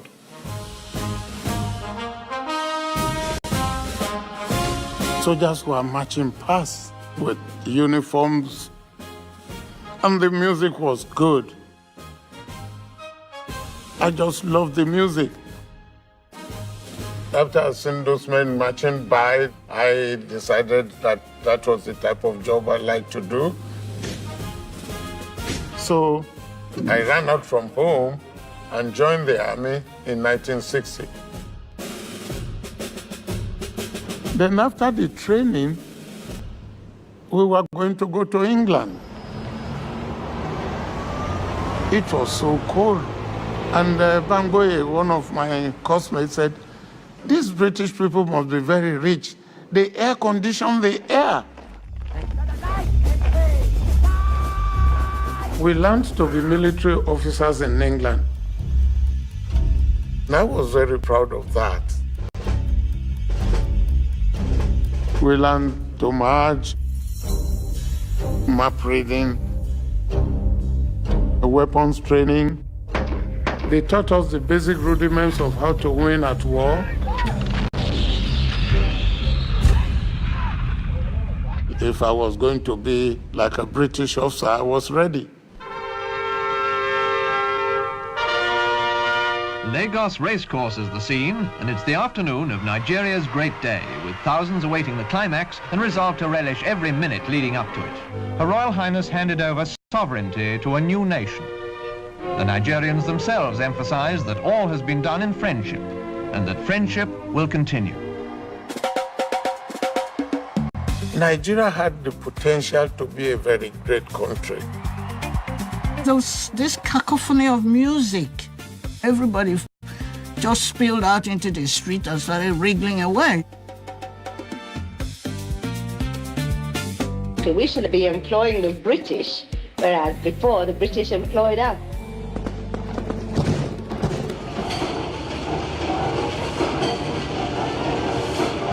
The British CEOs were leaving, so everybody that went to school abroad came back home quickly to take over these places. They had mineral resources, they were exporting. The factories were coming up in the West. The oil had just been discovered. Nigeria's economic potential was underlined only last month. On the south coast, they found mineral oil, the biggest strike south of the Sahara. The country made so much money, they didn't know what to do with it.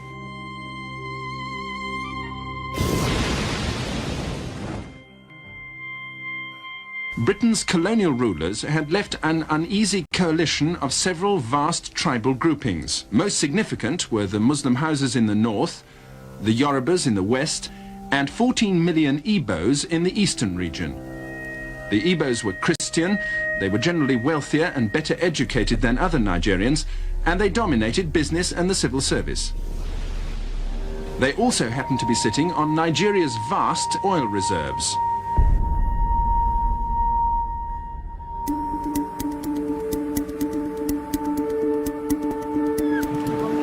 And wherever you went in Nigeria, there would be a country club, a white man's club.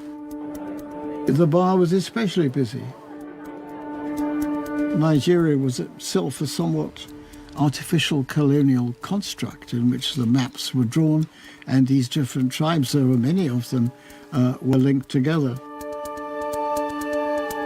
People from different tribes exist almost on top of each other. This is a potential tinderbox of tribal emotion, and the authorities have to watch it closely. The economy and the country itself, the future of all these is called in question now, because there's talk of secession, of one or more of the provinces hiving off to set up on its own.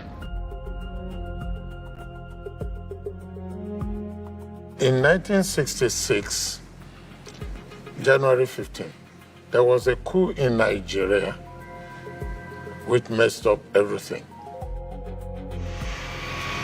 The federal military government of Nigeria has taken over the administration of the country.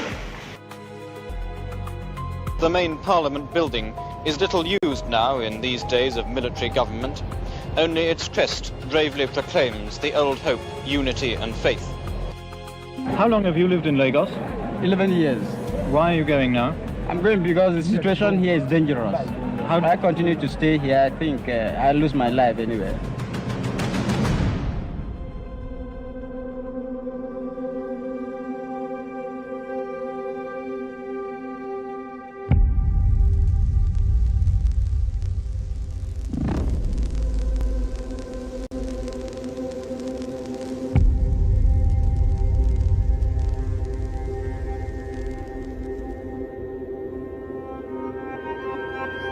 All the leaders, political leaders of the Hausas were killed. The military leaders who were from the north were killed. And that was what started the killings against the Igbos. The bubble of resentment that had been building for years against the Igbos burst in a rage of communal violence. Northern civilians and soldiers rose in a vicious ethnic pogrom. Thousands of Igbos lost their lives. The Igbos call themselves the Jews of Africa, and like the Jews, they fear extermination. Men, women, and children of our kith and kin were taken out of their beds and slaughtered. They were massacred in places of worship, in the streets, in marketplaces, and in vehicles trying to carry them to safety.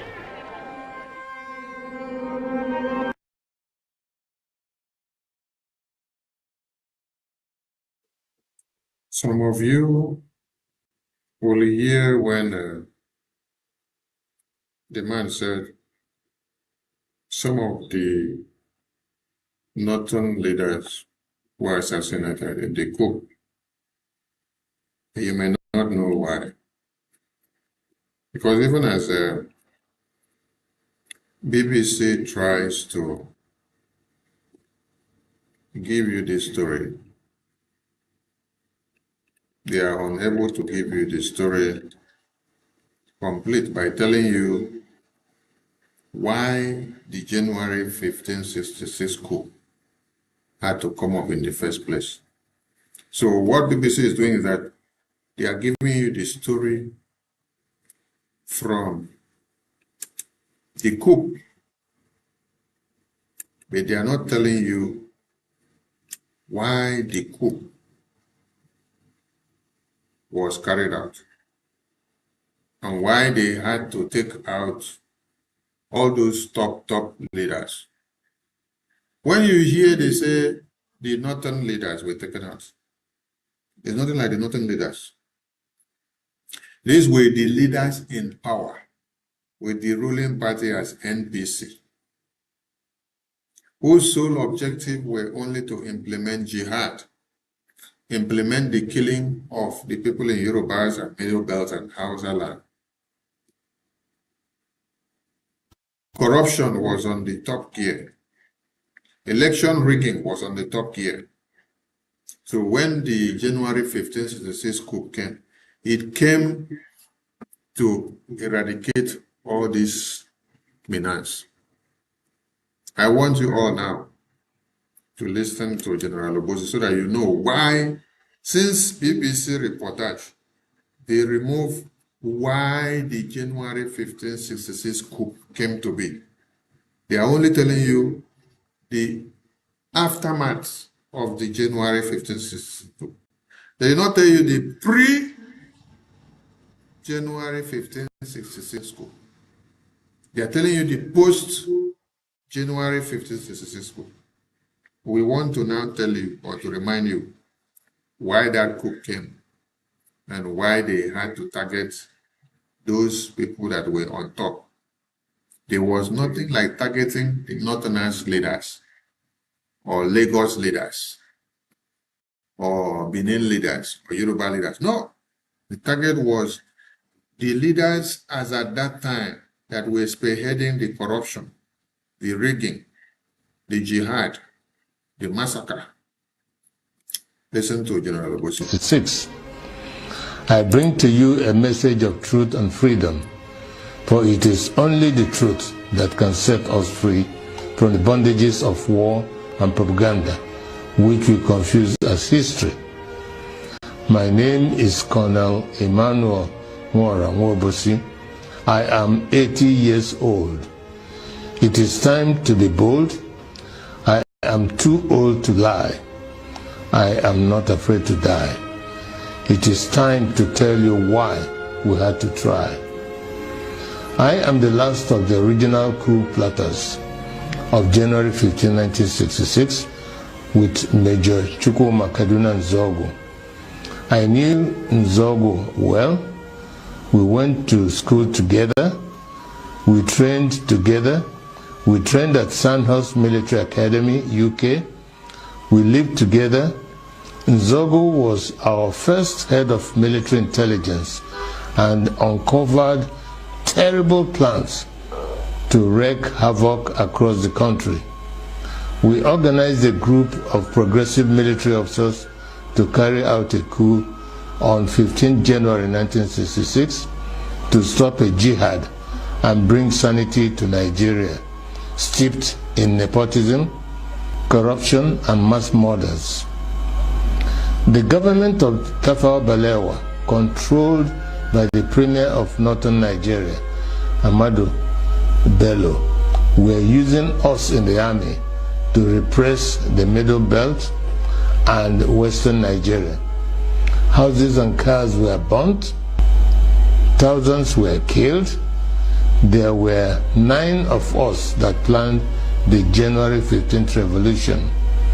Majors Nzogu, Anuforo, Ifajuna, Ademoyega, Chukwuka, Okafo, Onwatuegu, and Obienu, and myself. However, 4 of us started it, Major Ifajuna and Major Ademoyega in the south, and Major Nzogu and myself in the north. We then united as a single revolution. I am the last of the 4 original revolutionaries. None published the complete truth. Only me, Colonel Emmanuel Nwobosi, is alive today to tell the final truth so that the lies will not triumph forever. They used us to repress the Middle Belt and the Yorubas. When we saw genocide, we began to disobey orders and swore to stop them. For instance, Major Chris Anoforo refused to release mass murderers caught with weapons and was court-martialed. He was replaced by Major Hassan Katsina, a northern Muslim willing to act. I was in Abeokuta, but refused to repress Yorubas. Instead, I opened our barracks as a safe place for them to run to. They told many lies about the January 15 boys to justify their genocide. But it is those of us that planned the revolution that they should have killed, not the 3 million innocent Biafrans that knew nothing. For years, I kept quiet, blaming myself and wondering whether at 27 I was too radical, that my actions led to the death of millions. Today, the same evil in 1966 is being unleashed. As I watch, my sense of guilt has vanished because we were not the evil. We were trying to stop the evil. That evil is radical Islamism. I have decided to speak out and warn the world of the impending disaster if we do not stop it. Each time radical Muslims plan a jihad in their religious mission to conquer the world, they will fail. But in the attempt, thousands and even millions will die.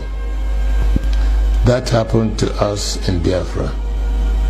At this point, let me differentiate between peaceful, law-abiding Muslims and radical Muslims who want to kill others, to force their religion on them. The problem is that wherever peaceful Muslims are, there are some radical Muslims amongst them. That is why they began a jihad in 1966. That is why we had to stop it. That is why they killed millions of our people. That is why we declared Biafra. Because we are a peaceful people and oil and water can never mix. My story is a warning to Nigerians. For years, I was prevented from speaking the truth by exile, prison, harassment, poverty, surveillance, and death threats held over many of the actors like Ojukwu, Zik, Awolowo, Ibiam, and the January 15 boys that survived. But as I watch today, many of the events that led to the revolution are happening again, like Boko Haram, Fulani militia, Niger Delta militants, Shiites, IPOB, and mass murders. Some people think we acted wrongly in carrying out the January 15th revolution, but they may not be fully aware of the realities then. We were trained by the British to be patriotic, to give the ultimate sacrifice for Nigeria, and to stop anyone acting against the nation.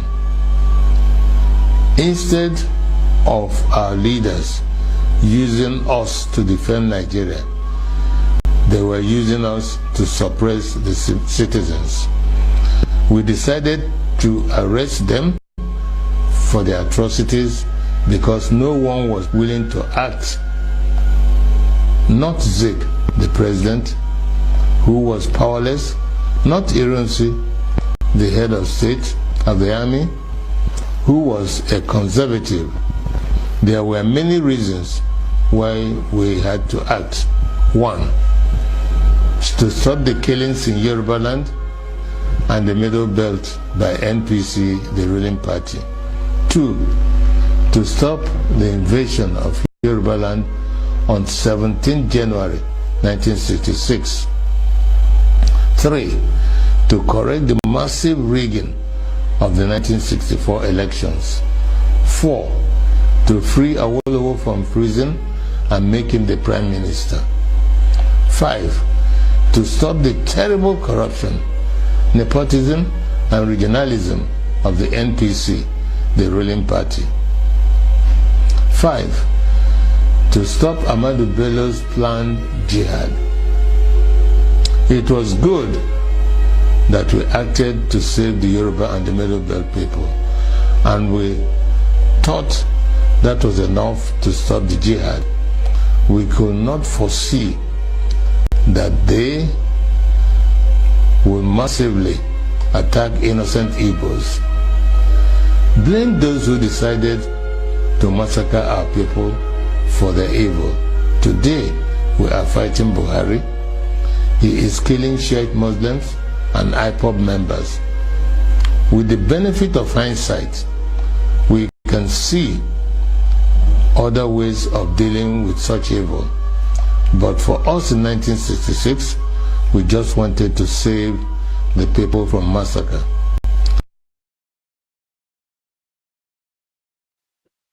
For us in 1966, we just wanted to save the people from massacre. For us in 1966, we just wanted to save the people from massacre. So you can hear from all the reasons that were stated why they carried out the coup, which BBC did not include in their documentary. So that is to infuse it in, so that as you are listening, you will be able to get everything the way it should be. Because it is good to always have a complete Igbos story. were driven back. And not to have a story that is shattered and then keep people in a confused state. Listening to General Lobosi, I call him General, that he introduced himself as Colonel, but I call him General because it's more than that. You listen and you were able to capture and hear the reasons why the January 15, 1966 coup had to happen. We had to do what we did to stop the massacre of the people. Not the massacre of the people of the Igbo land, not the people of the Eastern region. It was the people of Yoruba land, Middle Belt, and the Hausas. Those were the endangered species then. And after they now save these people by making sure they take out the leaders that were leading the country, that were predominantly Northern Islamic jihadist leaders, whose aim and objective was to implement Sharia and to Islamize the entire country, which is the same playbook that is happening today. So they acted in good faith. All they wanted to do was to stop the massacre of the people. which is happening today. And we are not taking it easy with Nigeria this time. Let's continue with BBC documentary. So now you've been able to infuse why the January 1566 coup came to be, and then why the continuation of this story of BBC. Into their own territory. The country was beginning to fall apart. How some of them ever survived the journey south was something of a miracle. Here, a man who'd been hit on the head with an axe. There, a girl who'd been shot through the eye. People who'd been wounded with gunshot, with staves, with knives, with clubs. Thousands of others died. They were all civilians. So not only because they wanted to kill them, they also wanted to loot their properties and take over their homes. It was like a sledgehammer to kill an ant. My mother was from the north and a Muslim, so I could speak Hausa. My father was from the minority in the Niger Delta, a place called Kwale, so I grew up to be a part of the Igbos and a part of the North Muslim. So I was on both sides. My unit wanted me to eliminate the Igbos. I didn't want to do that. This particular day, I saw a train coming down. As the train stopped, you could hear the screeching of the brakes. And then everybody was crying, shrieking, wailing.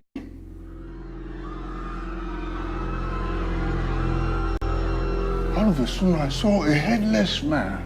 Wait a minute. I thought I was dreaming. I looked again. I saw kids. They chopped off their arms and chopped off their legs.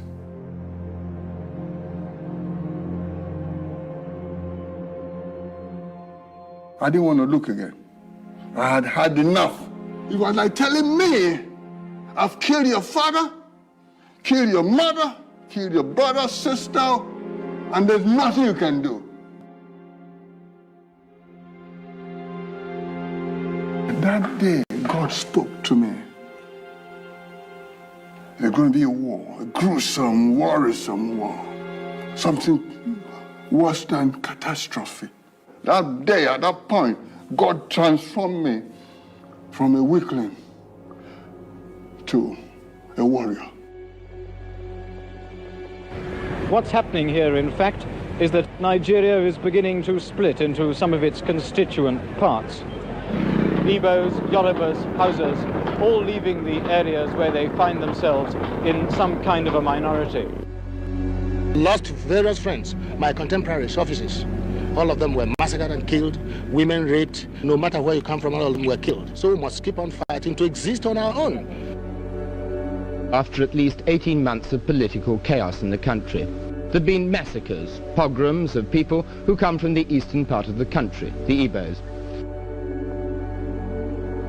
May 1967, eastern region of Nigeria declared independence from the rest of the country, calling themselves the Republic of Biafra. From there on, the disaster of Nigeria started. If we are exterminated, our noble culture will disappear with us. If our culture were to disappear, we would lose the will and strength to resist the principalities and powers of darkness and wrong. We would lose our identity, self-respect, and dignity. I had a radio everywhere listening. That was it. We had Biafra. Freedom. I've never seen a day like that. Never.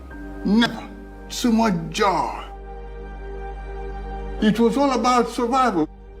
We needed to be on our own. There was hope. There was expectation. We felt that we're going to build a nation. The leader of the Biafran army was Lieutenant Colonel Ojukwu. The leader of the Nigerian army was General Yakubu Gowon. Supreme Commander Colonel Yakubu Gowon, wherever he goes, he takes a kind of mobile show of strength with him. Do you think that it will be necessary to use military force to bring down Colonel Ojukwu's regime? Yes, it is.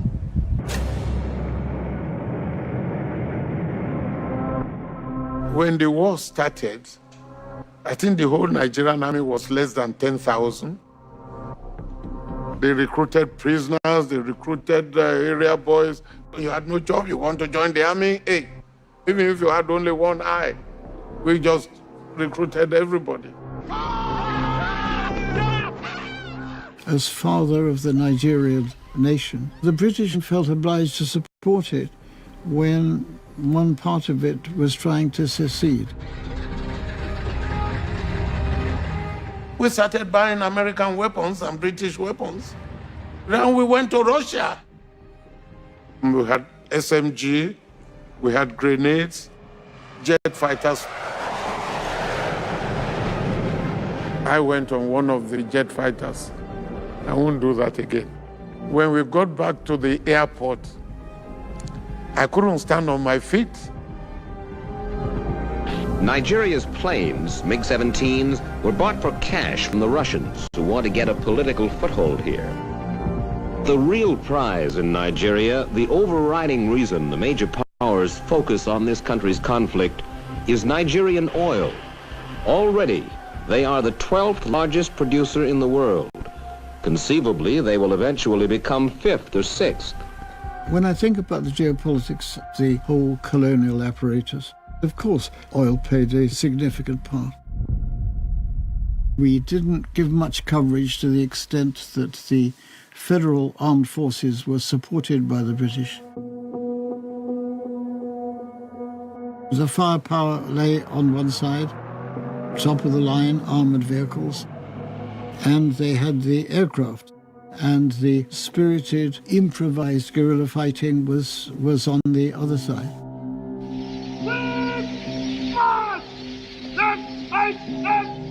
When I joined the Biafran army, called the Rebel Army, it was excitement in the air.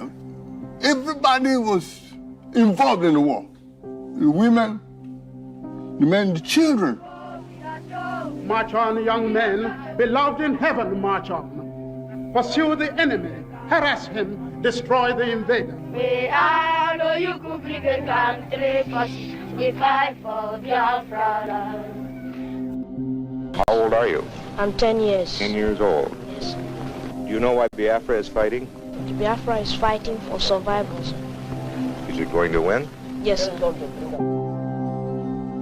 I had just completed the school living examinations. I was at home.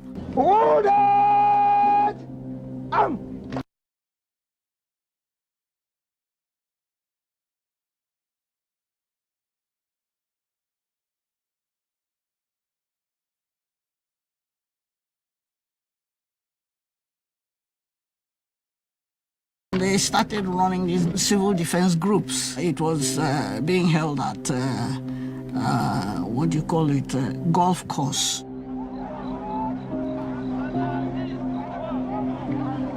They gave us khaki trousers and shirts and Biafran, all the rising sun and the first cap. And for guns, they gave us these carved wooden toy guns, you know.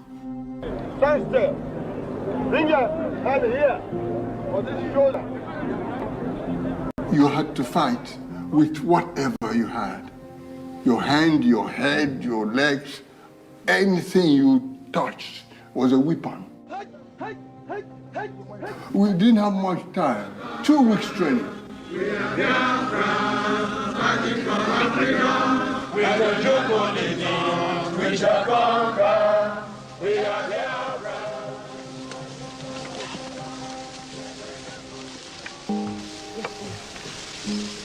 So they were showing us how to crawl on the floor, you go through you don't stand up and walk, you lie on your stomach and you crawl along and you hold your gun.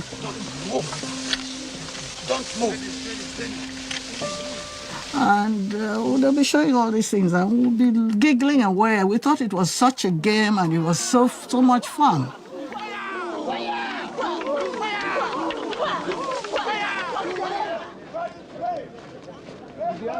We're going to battle.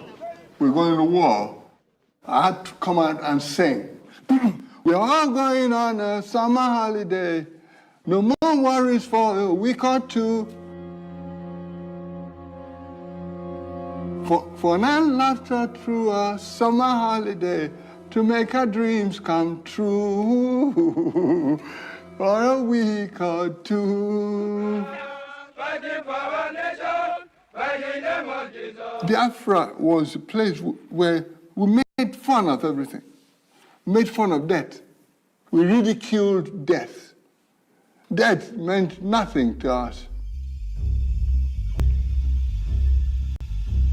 Biafra was on the eastern side of River Niger, and Nigeria was on the western side of the River Niger. So I volunteered to go and guard the bridge and became the commander of the garrison at Asaba. On the 8th of August, 1967, I got information that Biafra was going to cross. I was in my bedroom at Asaba. Exactly 10 o'clock, as my informant told me, they knocked at my door. I was already expecting them. I had my grenades and I had my submachine gun. And then when they said they're looking for commander, I said, Commander, no day. That means I wasn't home. Then somebody said, that's his voice. They opened fire. It was a glass door, and they shattered the glass. And I opened my grenade. I lobbed my grenade through the shattered glass. And one of them said, Chineke. Chineke means, oh God. When an Igbo man says Chineke, he must have had it. Luckily, because they bunched together, it killed them. The Biafran troops took the Nigerian army by surprise. Within 24 hours, they had captured over 100 miles. They had the River Niger. They had the Atlantic Ocean. They had escalated the war. The Nigerian army suddenly woke up to say, well, look, these people will get to Lagos in another week. They started blowing the bridges.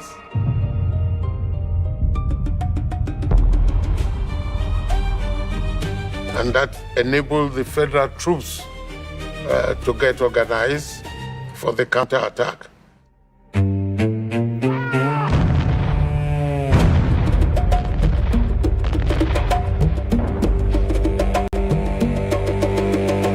Looking back on it, I think it was a fairly frightening experience. This is the federal counterattack. The Biafrans have been spotted at a location about 6 miles away from here. They're thought to be coming in. The federal forces are replying now with howitzers. This was, in a sense, old-fashioned warfare. Battles are fought on the roads. So you just go on down. Obviously, you put an armoured car in front, and you go in front, you go on down until you're ambushed.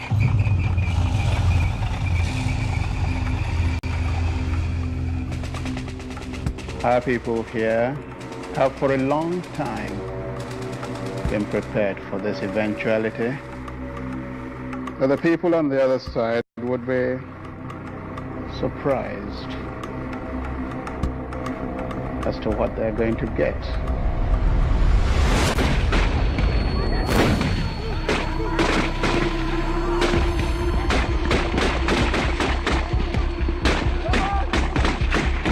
It was suicide.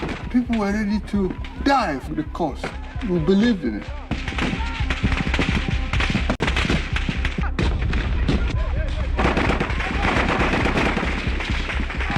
And I don't want to die with fear. I want to die with a smile. So fear, I kill fear.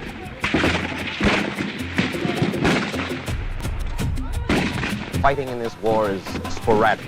There are few fixed military positions, no real front lines. Many hit-and-run raids by both sides, and an occasional big battle for a road junction. Absolute chaos, 6s and 7s. No order.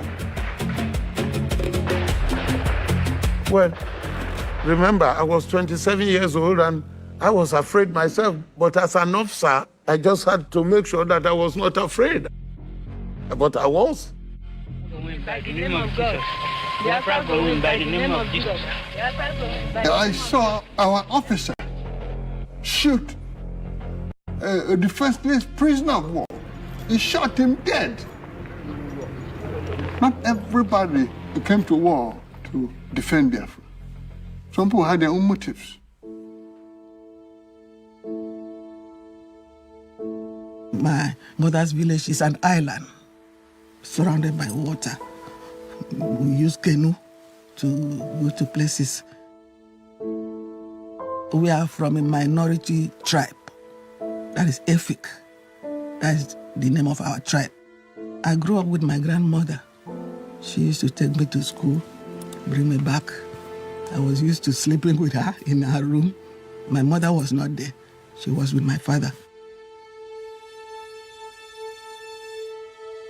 When the war broke, we meant to join the Nigerian army during the Civil War.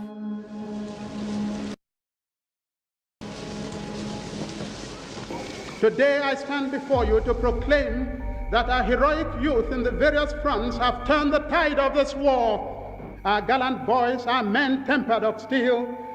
They have wrested the initiative from the Gawan enemy, and the Nigerian hordes are in trepidation and on the point of rout.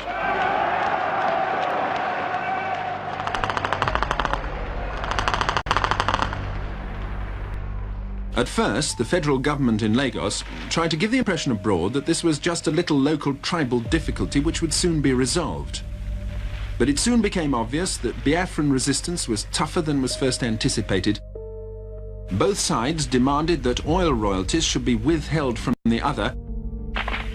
The old colonial powers could not ignore what was at stake. The British supplied the federal side with arms and ammunition, and the French supported the Biafrans. We were not going on a picnic, we were fighting. Ojukwu got mercenaries. That meant we went to war believing that they were better, and they were better. This group was the most notorious of the mercenaries on the Biafran side. They included Armand Anarelli, a Frenchman who'd fought against his country in Algeria, Mark Goossens, a beer-drinking Belgian who could speak 3 languages, and Major Williams, the oldest white mercenary in the war, a South African, and a man many believed was mad. Ojukwu said there is no power in Black Africa that could defeat them. That made us to panic. Soldiers were dying. The Biafrans knew our tactics. They knew where we were going to go. And after 6 months, we realized we had to change the plan.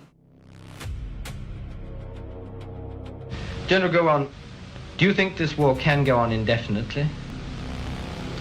Well, first of all, I would like to say this, that no war ever goes on indefinitely.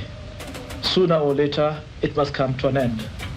Biafrans admit it is an oil war, at least in part. They know their country sits above what may be the richest oil reservoir in the world. And it is the oil, plus the ingenuity of the Igbo, that has kept Biafra running. In refineries, backyard stills like this, small, crude, hidden away in the bush, Biafra produces enough fuel to keep the army and the civilian population on necessary wheels. Most of the oil discovered in Nigeria was in Biafra. If we were going to win the war, we needed to capture the city of Port Harcourt and all the oil wells to give Nigeria the economic advantage to prosecute the war. The crisis is costing Shell BP millions of pounds a day. Nigeria is normally supplied from the £10 million refinery just outside Port Harcourt. Now it's having to import from other countries.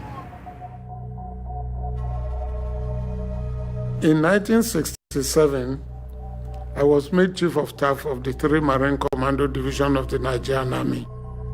One of the primary goals of the 3 Marine Commando was to secure the Atlantic coast, 1,000 kilometers. So I had to lead my troops through the jungle for 480 kilometers where the Biafrans were not expecting us to come from. We were trying to encircle them. I advanced with 35,000 troops and 5,000 on logistics.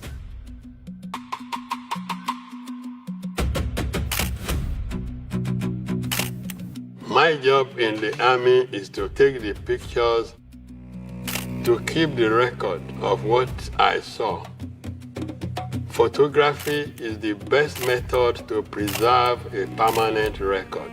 I will process the film, develop it the same day. At that point in time, no family. My soldiers working with me are my family.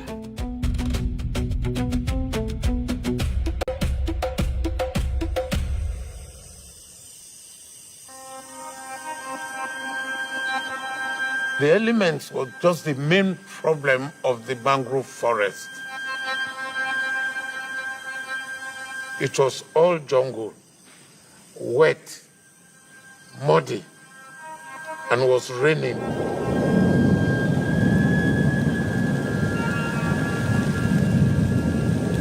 You could not see more than 10 meters right in front of you. I needed to move fast. My troops went hungry. We were going more than 10 miles a day. We know we had to cross a big river. I gathered people together. I want to cross this river and I must cross it exactly 48 hours. We started looking for drums, started looking for planks and all that, and rope and nail. And we did. We built the pontoon and we crossed the river. Many of the areas are swampy. Snakes are there, crocodiles are there. You don't know where they are. If you mistakenly step some, you are gone.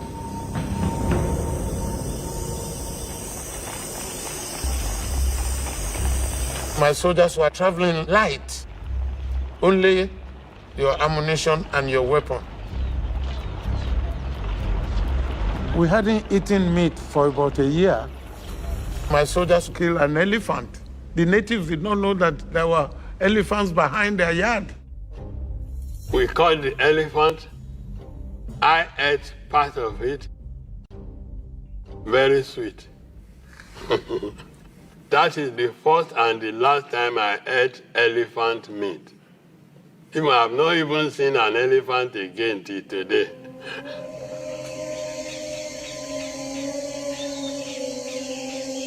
The natives at places gave us food, especially when we started moving into Biafra area. The chief made some soup and all that and fed my troops. The chief said, that's all we got here.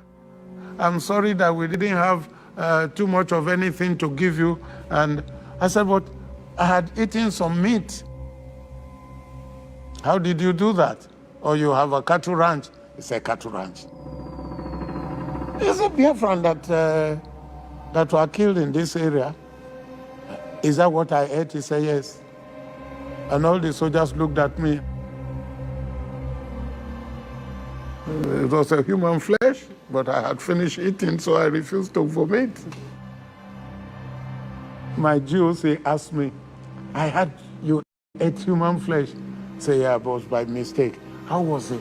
I said, it was tender. They gave me the rump. Then when he started talking, he said, is that all? I said, hey, Ogami, they gave me gizzard. He said, Biafra got gizzard? And all of us laughed.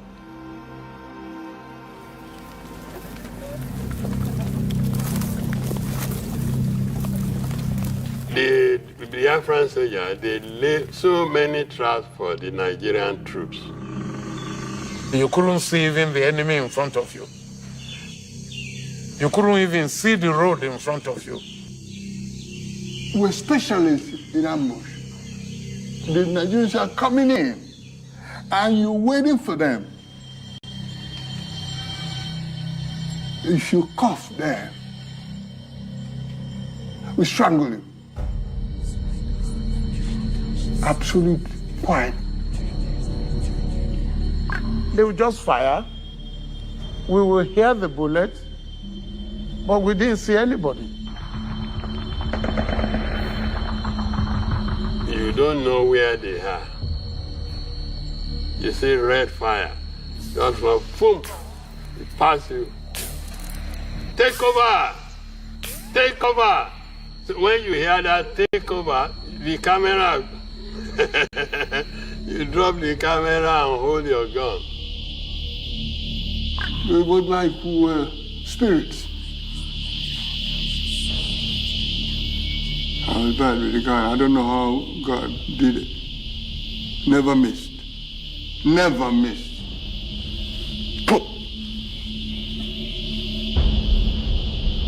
They want to kill you. We must conquer this enemy. This enemy of Nigeria must be conquered.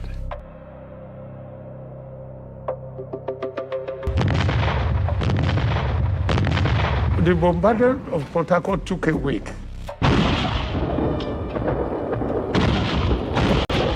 We infiltrated at night.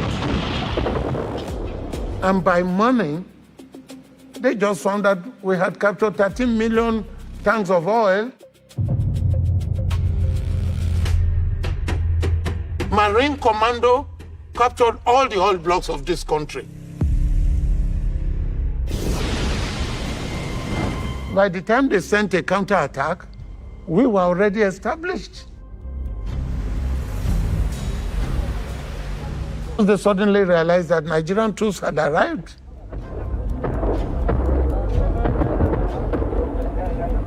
After capturing Port Harcourt, we decided to have a victory party. We went to the best hotel in town. We had no glasses, so my boss was drinking from his steel helmet. I was drinking from the bottle. Brigadier Adekunle, he was a colonel. Colonel Benjamin Adekunle was the general officer commanding the 3 Marine Commando Division of the Nigerian Army, Black Scorpion. I knew him officially. I used to do night duty in his house. That man hardly sleep. Midnight, you see him. He looks like a scorpion. His ears, his eyes. The Western press loved Adekunle. He was what was the Black Scorpion, wasn't he? I was reporting the war from the federal government side.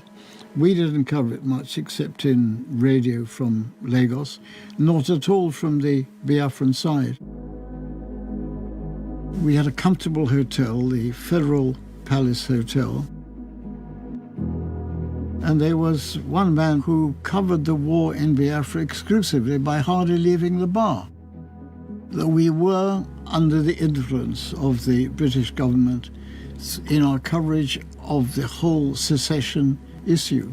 In fact, looking back at it, I would say we were disgracefully in the pocket of the British government. I look forward, Your Excellency, to seeing to the work that has been and is being done to restore Port Harcourt itself to its vital position as a centre of industry and of commerce.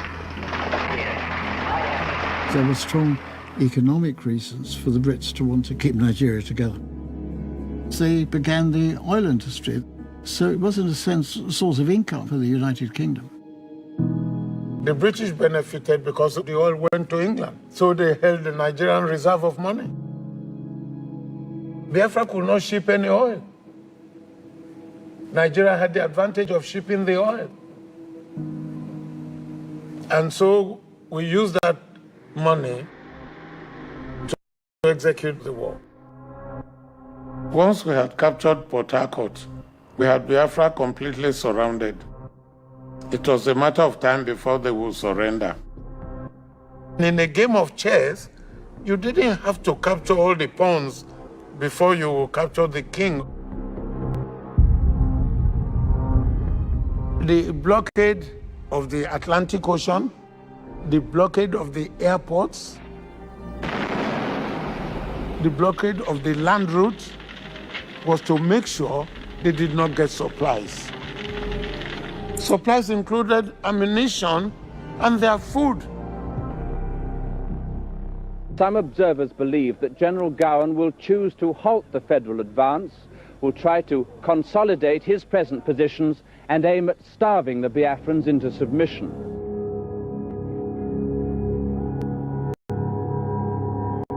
Biafra was heavily blockaded, so we didn't get supplies. Nothing came through. No food, no guns. They used the Navy. They had everything to blockade us. We believed we were facing extermination.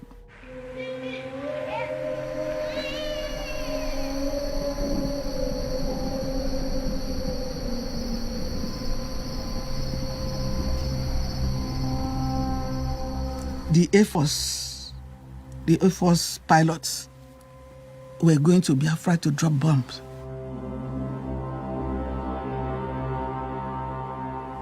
Drop bombs everywhere.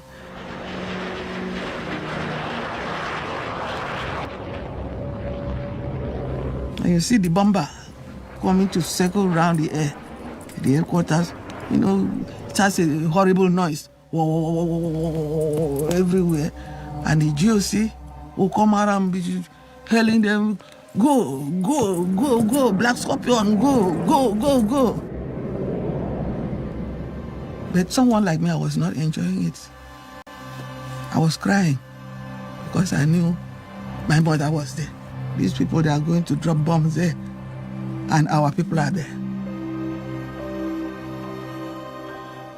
This giant metal bird came flying, getting low, and we all stood there watching. What the hell is that?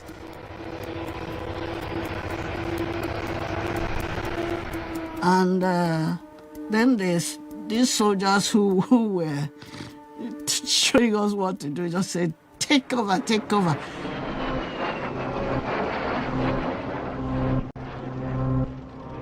I was 7 years old, and I was in primary 2. One afternoon we were on recess. The children were everywhere in the field. We saw bombers. They came to the roof level. It just flew over us, went into town, dropped something that looked black, and as soon as it connected with maybe a building or the ground, what we heard was boom. At precisely 1:30 every day, they come over the town as the marketplace is full, as patients are sitting out on the lawns at hospitals, and the clinics with children in them are moving in their exercise grounds.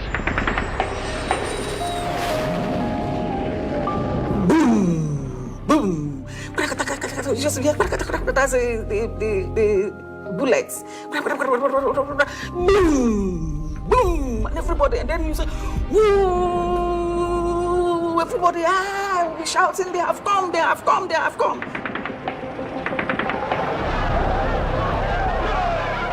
And everybody will run. Here comes the next one. He's flying the other side of the Mission Church. Here's another one at 400 feet, banking low over the town, firing in straight to the Delta. We are in a particularly vulnerable spot here. There we go. Thank you to the left. Thank you to the left. Rising up higher from up here. He's dropping incendiaries. People in the bush. Listen, here comes another one. A little bit.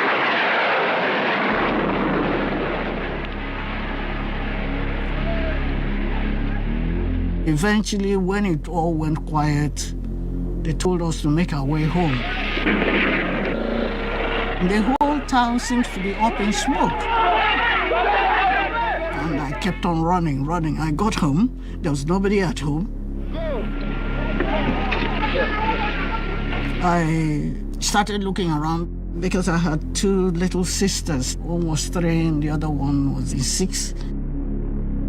So I started running. We had a nanny that looked after them. So she had one of them on her back and she was dragging the other one by hand, and they were all shaking like that.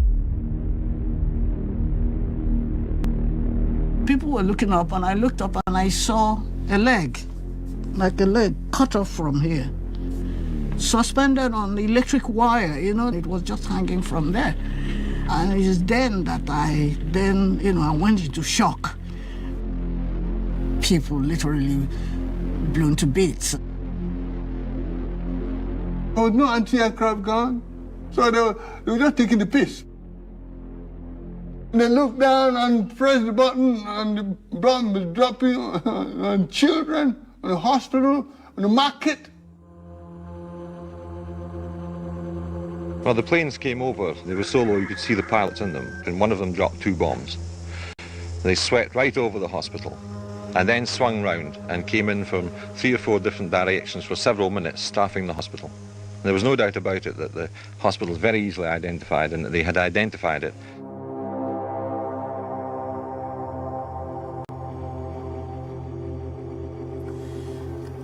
They were just killers.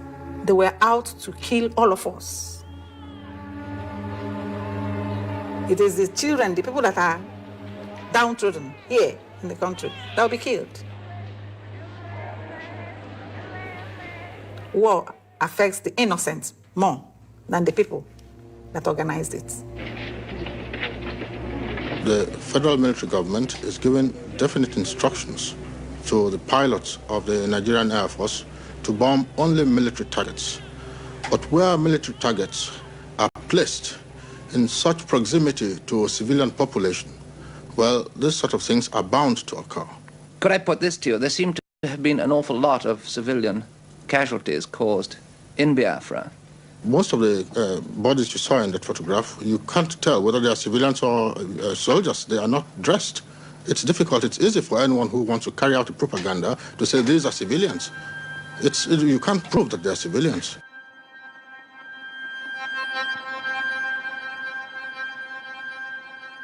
Innocent civilians were being executed. They went and picked them up and brought them to the headquarters. And they came in tattered, short knicker, no shoes, no shirts. They just lined them up there.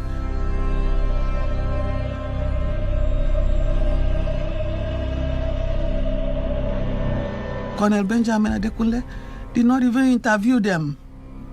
All he knows was those people are rebels.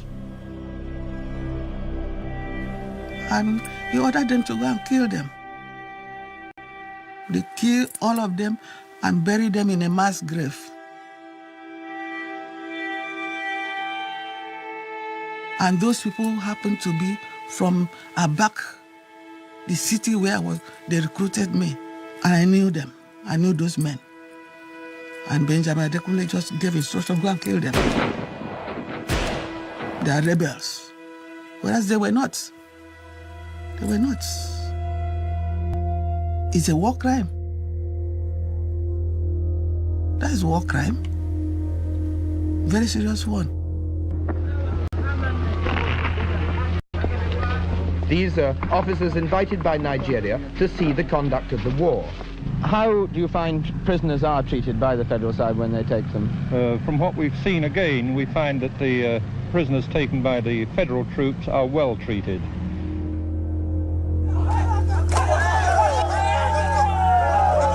Atrocities were committed by both sides. This particular sequence was filmed by a camera crew who happened to be accompanying federal Nigerian troops as they advanced into Biafra.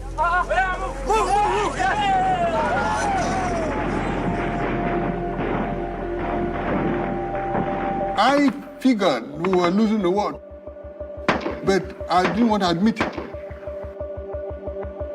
I kept believing that the God I believed in was going to rescue us somehow, someday, miraculously.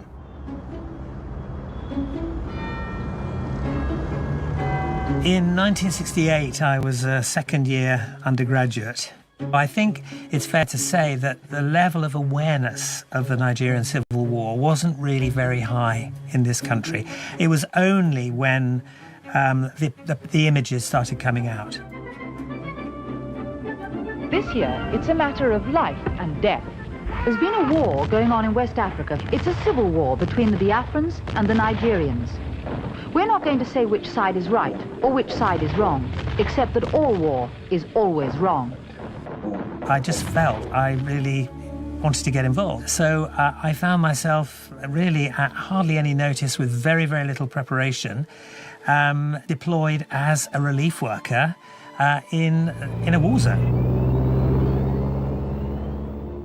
We were all working under the aegis of the International Committee of the Red Cross at the time.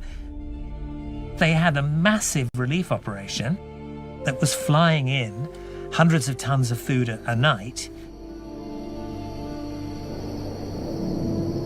So you would turn up with your trucks, these sort of sacks of relief food loaded on the back.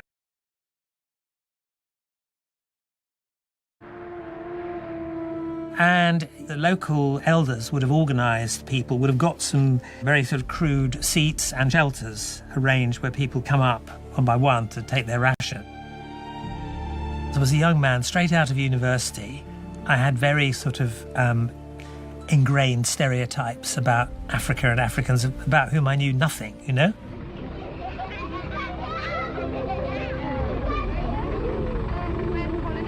But like any relief worker in any situation, you do the best you can.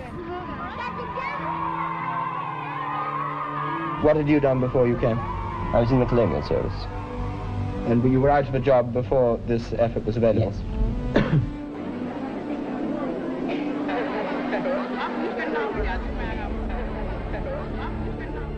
The period that I was there from August 1969 was really quite unsettling, because you could see what food was in the pipeline, and that pipeline was drying up.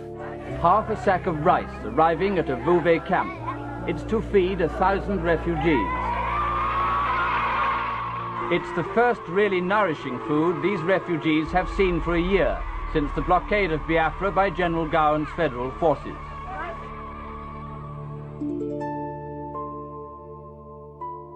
People were migrating from the Port Harcourt area, drifting down towards the central Igbo areas.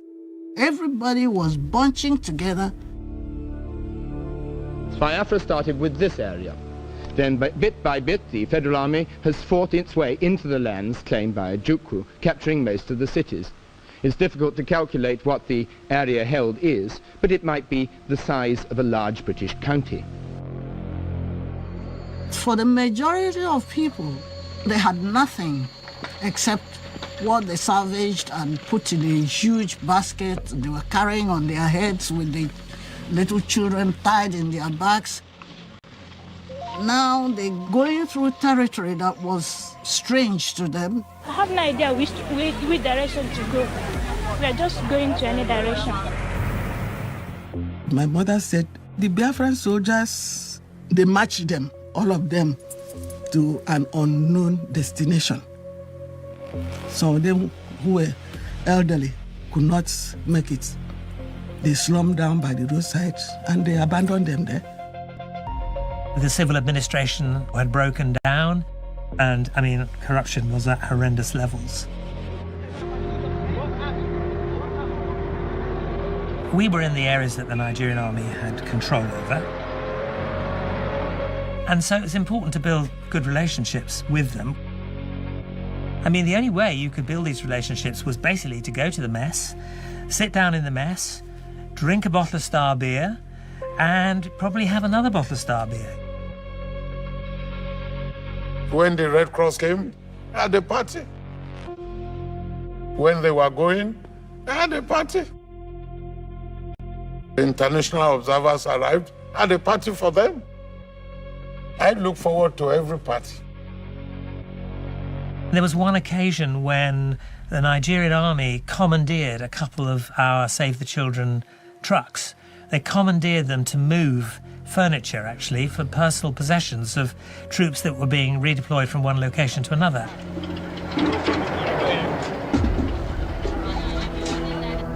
You're trying to survive. There are officials whose business it is to spread this relief to reach everybody. They'll share it to themselves and their relations. They're literally selling them. These poor local women won't see the food. The children won't see the food. If the blockade is not lifted and supplies aren't brought in by the shiploads, which is what you need, what is the future for the people in the refugee camps and those wandering around in the bush?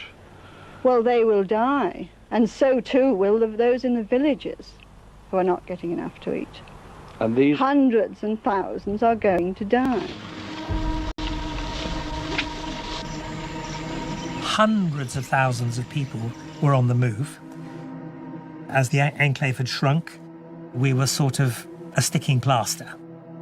We were trying to keep people alive, but meanwhile the underlying political causes of the conflict remained unaddressed.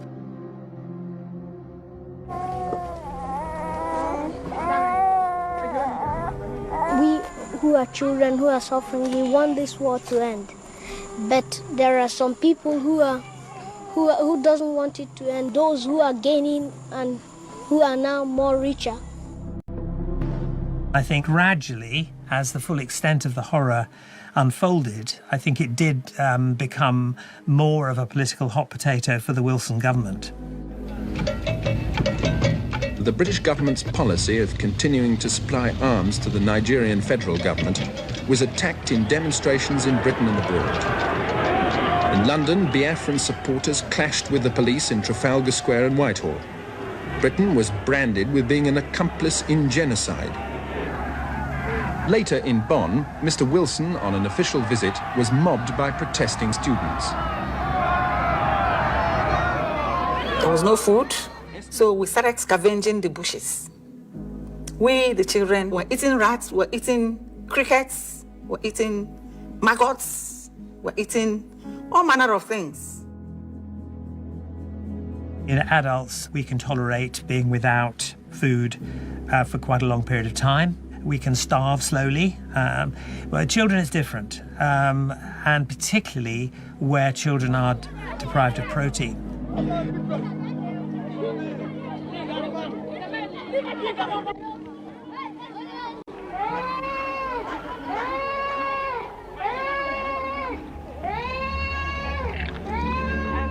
I'll get you some biscuits, eh?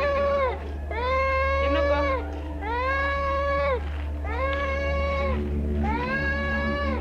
Oh dear, oh it's dreadful. I can go with Ali biscuits. I'll get it for you. Don't cry anymore. In the army, they knew people were starving. They knew quite all right. My own people were refugees there. Colonel, I wonder if you know how concerned people outside Nigeria really are, including people in Britain, at the dangers of mass starvation. This question of food or no food is just cockeyed. It's just a sort of cover plan. This country is independent and we're going to retain it that way, humanitarian reasons or not. The blockade was a way of winning the war. It was like a siege. They had nowhere to run to. The Marine Commando had defeated Biafrans mentally before they were defeated physically. We were waiting for Biafra to collapse. But we are certainly not going to end the war on account of people being starved. All is fair in war, so we are told, and that is the position. The plight of the civilians is not the number one priority. But number one priority is the unity of the country. It was, well, starvation. This is organized starvation, imposed starvation, and primarily on children.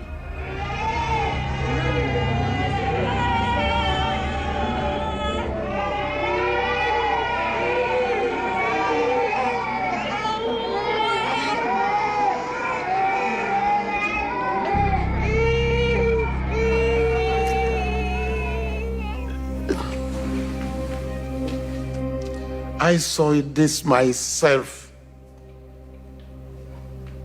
A woman who had not eaten for days.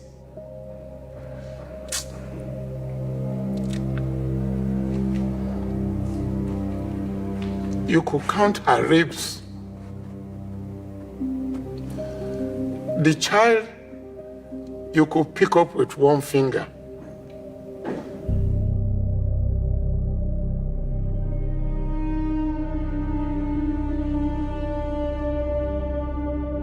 The mother,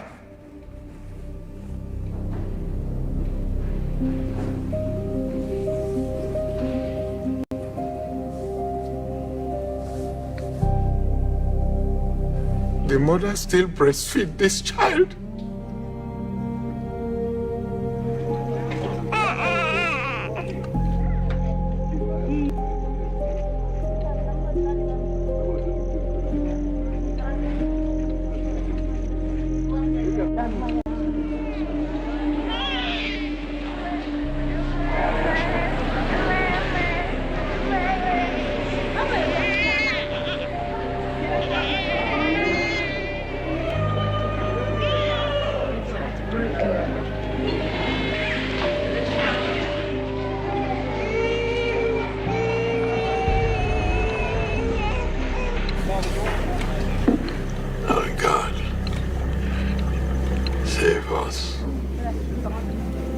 Save this country.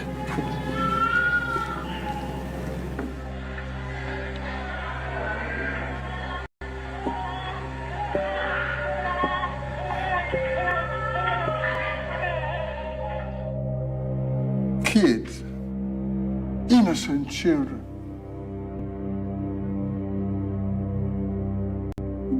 There was no food. They were just starving to death without help from anywhere.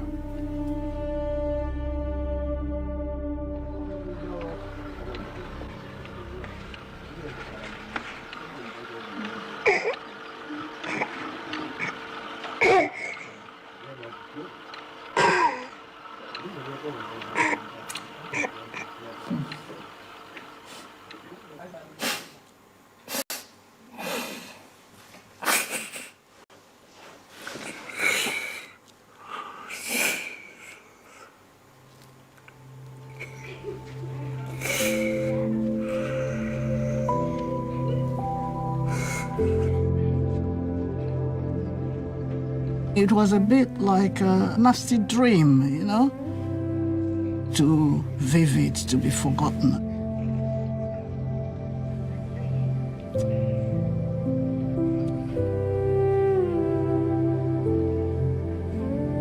It's too emotional to put in words, so what I normally do when things are too bad like that, I try and block it out.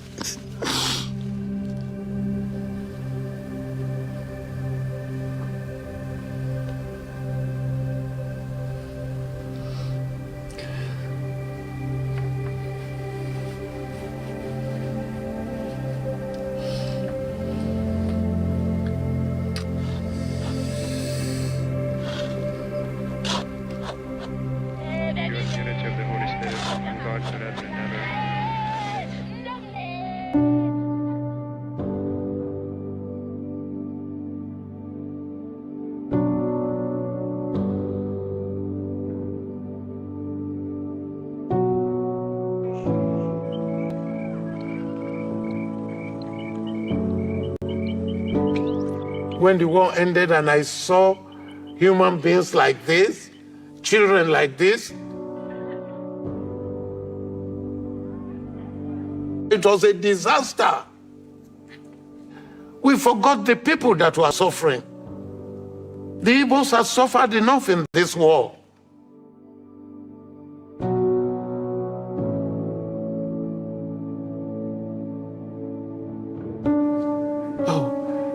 I'm talking to you about a disaster that I saw with my own eyes.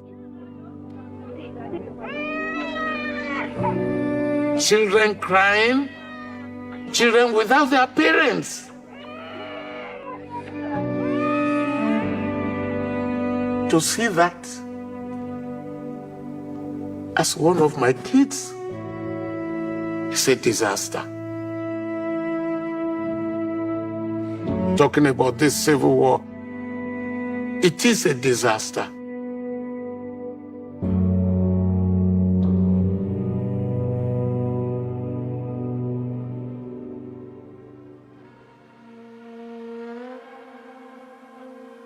My dear compatriots,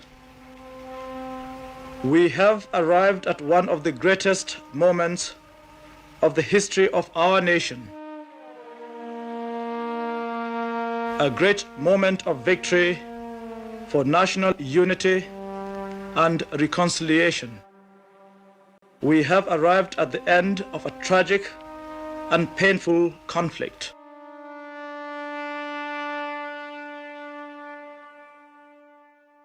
The government of the Republic of Biafra now wish to make the following declaration: that we affirm we are loyal Nigerian citizens and accept that the Republic of Biafra hereby ceases to exist. We had lost the war. We were going home.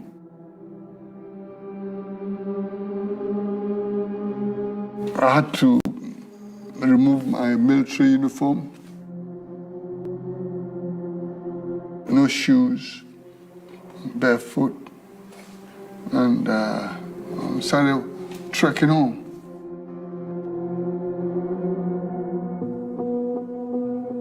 Every outside power was able to breathe a huge sigh of relief when the war ended, because it meant they could get back to business as usual. And in the case of Britain, you know, business as usual meant getting the oil supplies going properly again.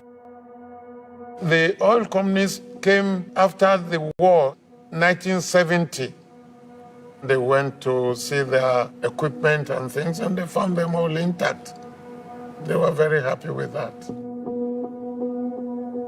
They spent more drinking champagne than to make the roads. If the oil companies and the British government insisted that there would be no war, there would be no war. They did not do that.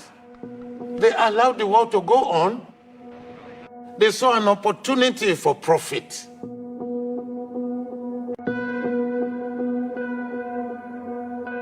At the time of Nigeria's independence from Great Britain 9 years ago, oil profits netted about $7 million annually to the federal government.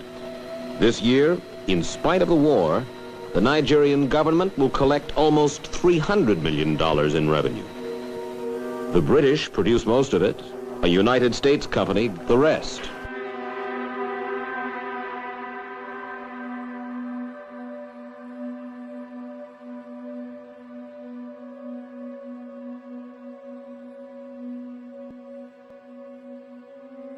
We fought unnecessary war.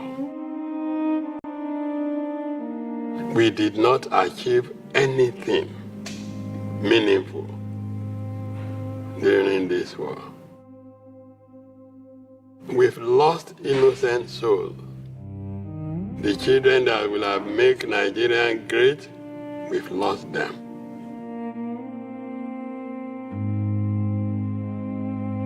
The pain I had from the war, I don't see it as personal.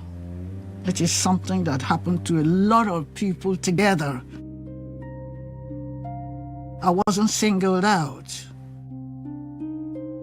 Victory is usually celebrated. This was the first time in my life I saw victory that turned to tragedy. We are all Nigerians. I prefer peace to victory or any conflict. We have fought the war. We gained nothing out of it. Those who benefited did not even step out of their house.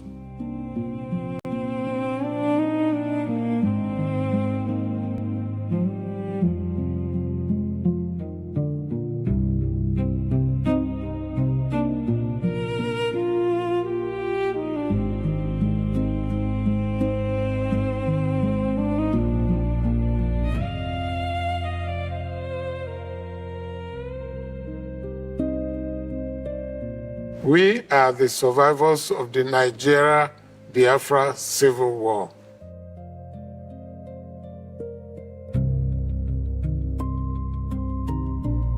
Every week, every month, many are passing on, but we will never forget.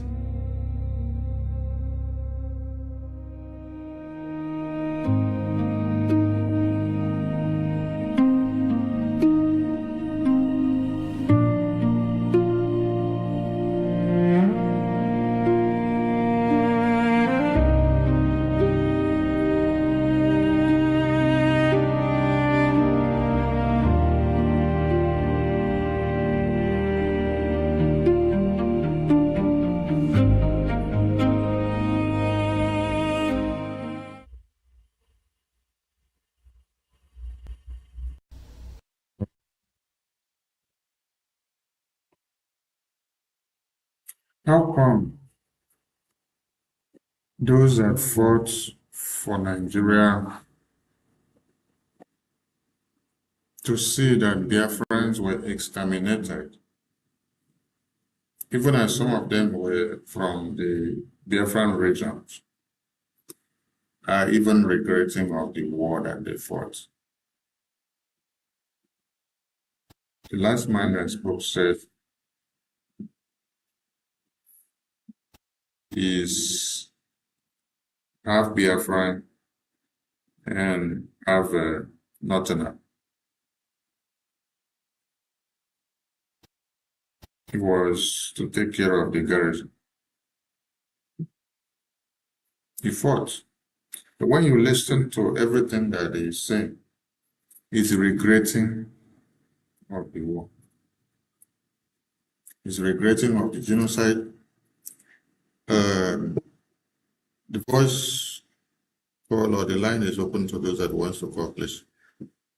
Let's make it snappy as you call.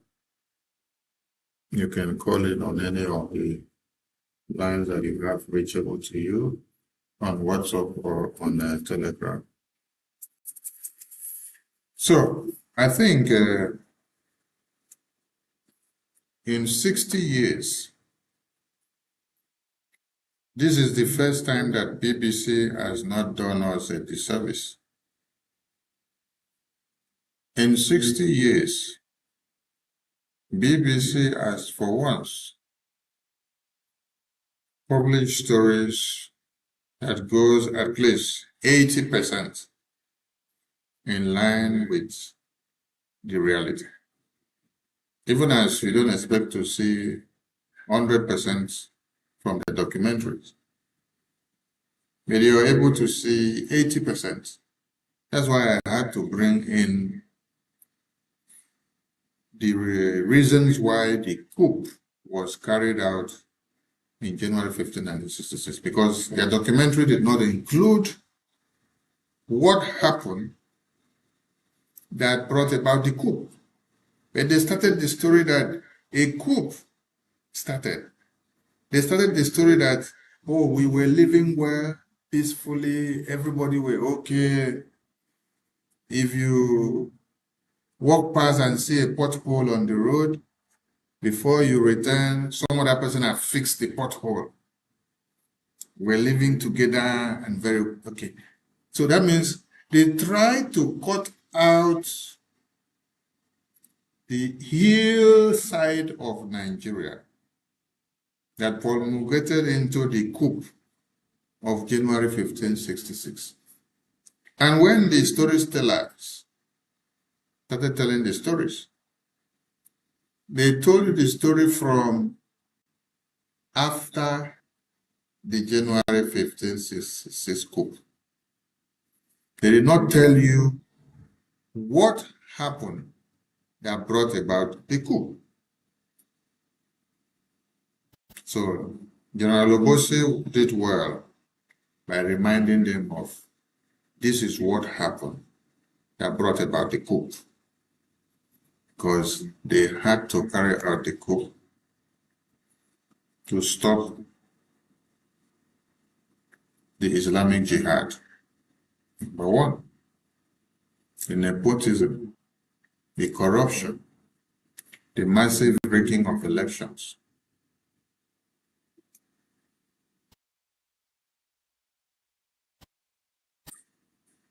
The massacre of the Middle Beltans, the Hausas, and the Yorubas. The corruption that the NPC party, the ruling party, was implementing. They were trying to make you understand that a coup just came to happen. They did not tell you why was there a coup? What happened that the coup had to come to be? See that everything was good, the country was good, they were living well and okay, and then all of a sudden, some mad people just stood up and then staged a coup? It's a lie. What was happening in the Zoological Republic of Animal Kingdom of Nigeria that necessitated a coup is what you see that is happening today. So we thank God that we have men and women who are able to tell the world what they should know and what they deserve to know. We are having a caller on WhatsApp. Hold on, I'm trying to connect the Bluetooth speaker so that your voice can come out very well. You happen to be the very first caller on the line today.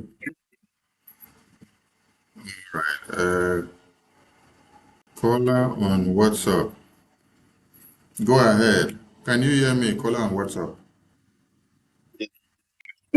Thank you so much. Go ahead, sir.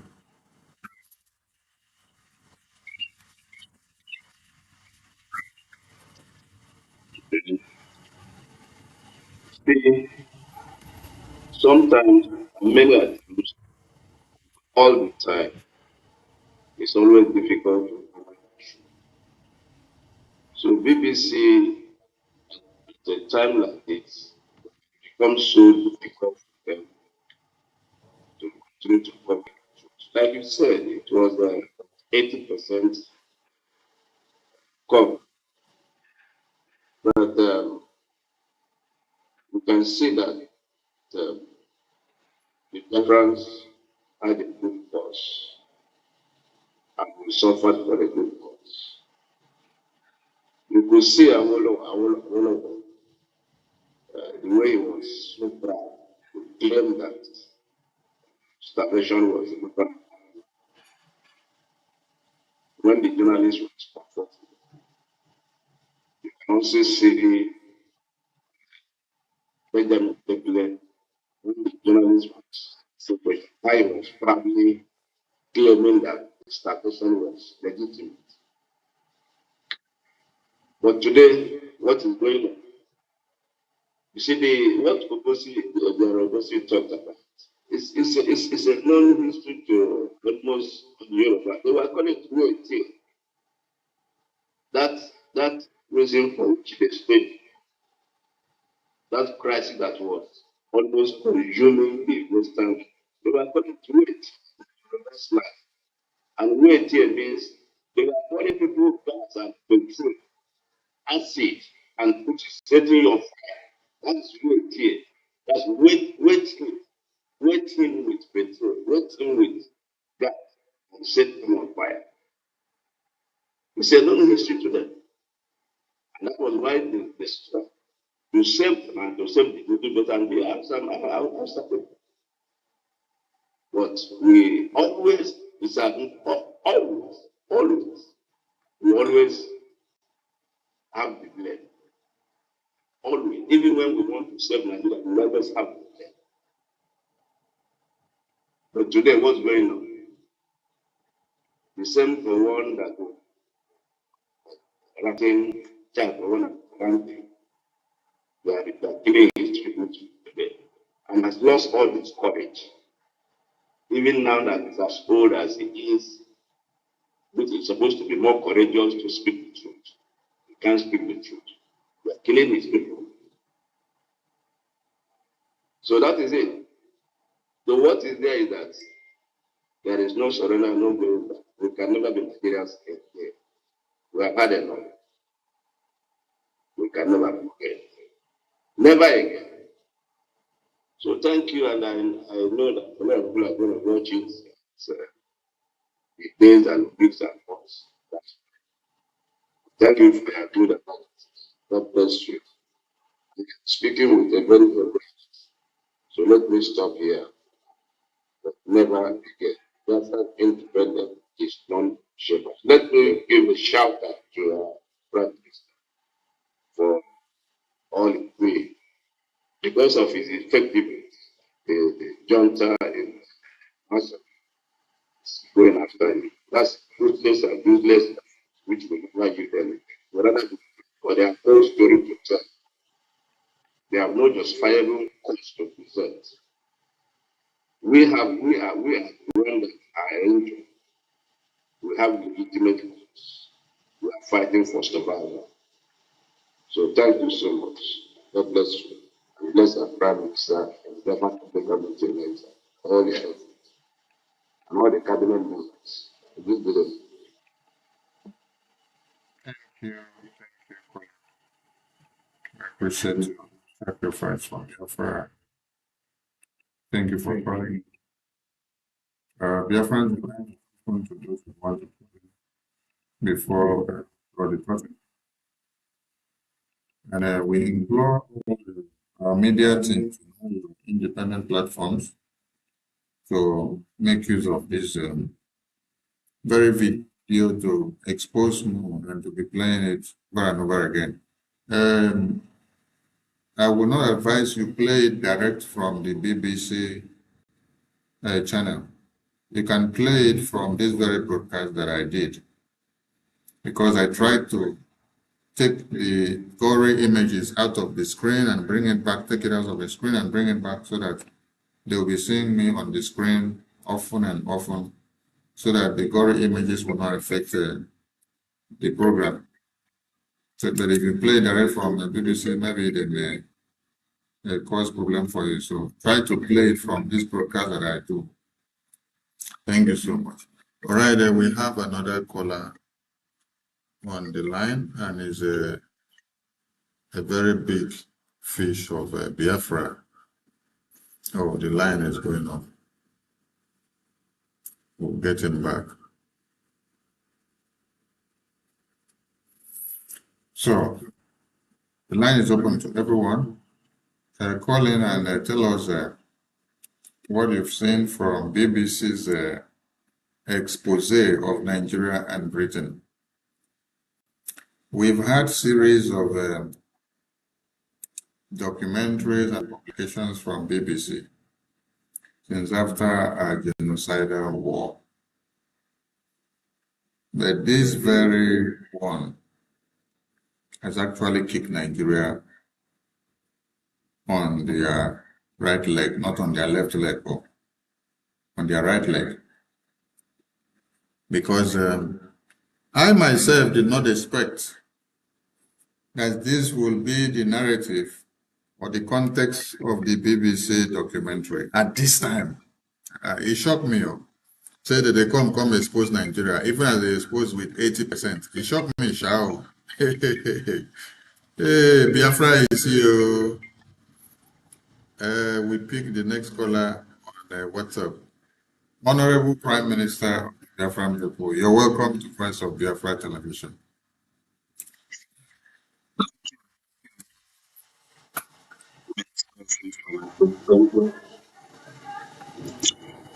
Biafrans greeting from home. I'm so happy that what we are doing is really good. Like you said, at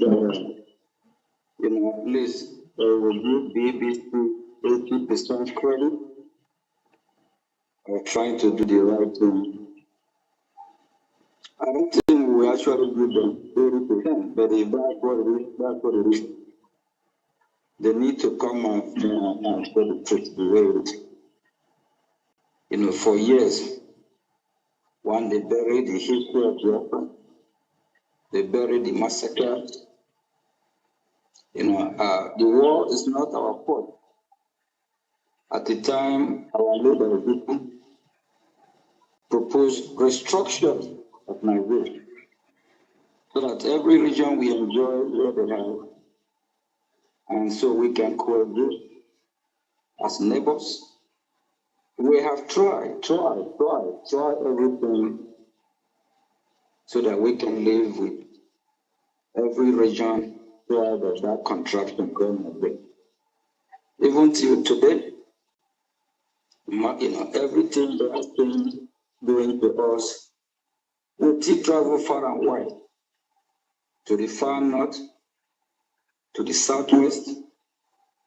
We actually developed the entire Nigeria, while our region is devastated.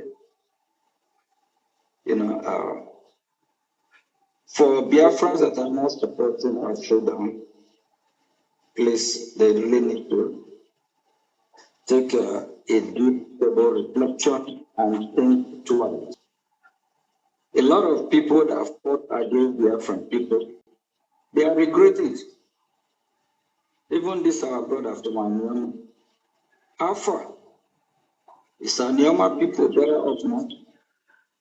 The Oduduwa Yoruba people who faced funny, funky people, are they better off now? Every life matters. We don't want anyone to die. But karma is real. The same Nigeria they fought for, the same Nigeria they fought for and fought against Biafran people.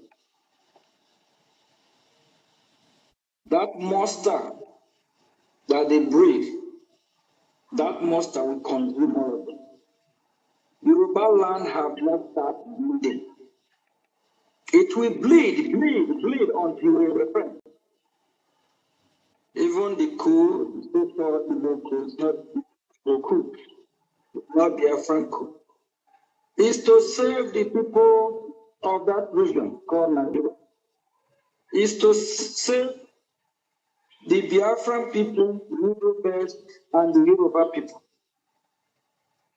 from the jihad that's supposed to happen before 1960. And we are still the victim. And these Yoruba people will lose their leader called Tinubu. If I don't say God will punish them, somebody will say it. They deserve punishment. Majority of the major generals in the Nigerian side are the Yoruba and the Middle. Just Biafrans asking for freedom we just want to be this group of vampires, evil people. They colluded, massacred Biafrans. We don't want the war. They brought the war in our doorstep. And we have to defend ourselves. And today, some of you little Biafrans that are not supporting what we are doing, you will regret. And you that is sabotaging what we are doing, your generation, even our God that made the heaven and earth,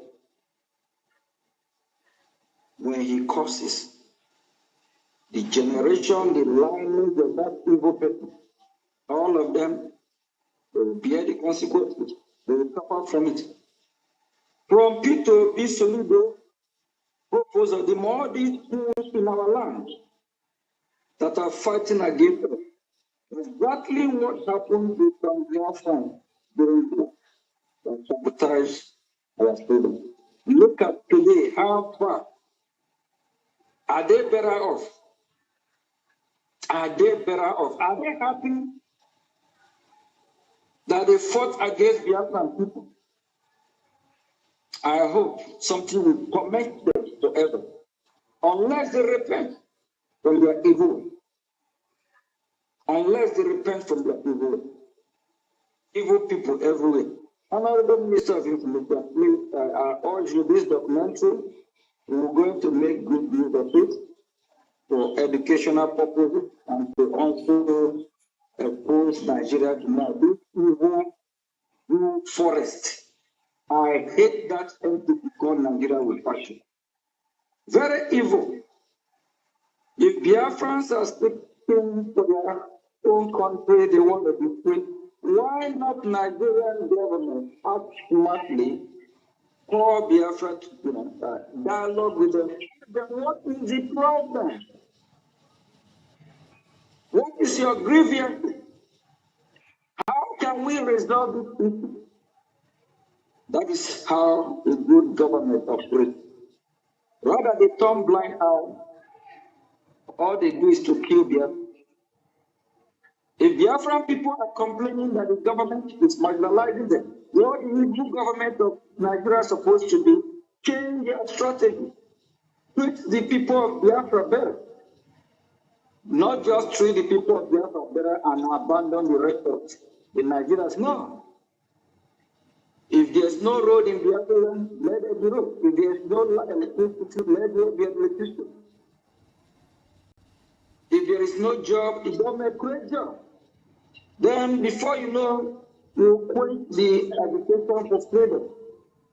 But rather, they want us to die in their land. They want to Islamize us. They want to take us out of our land again. And so the Fulani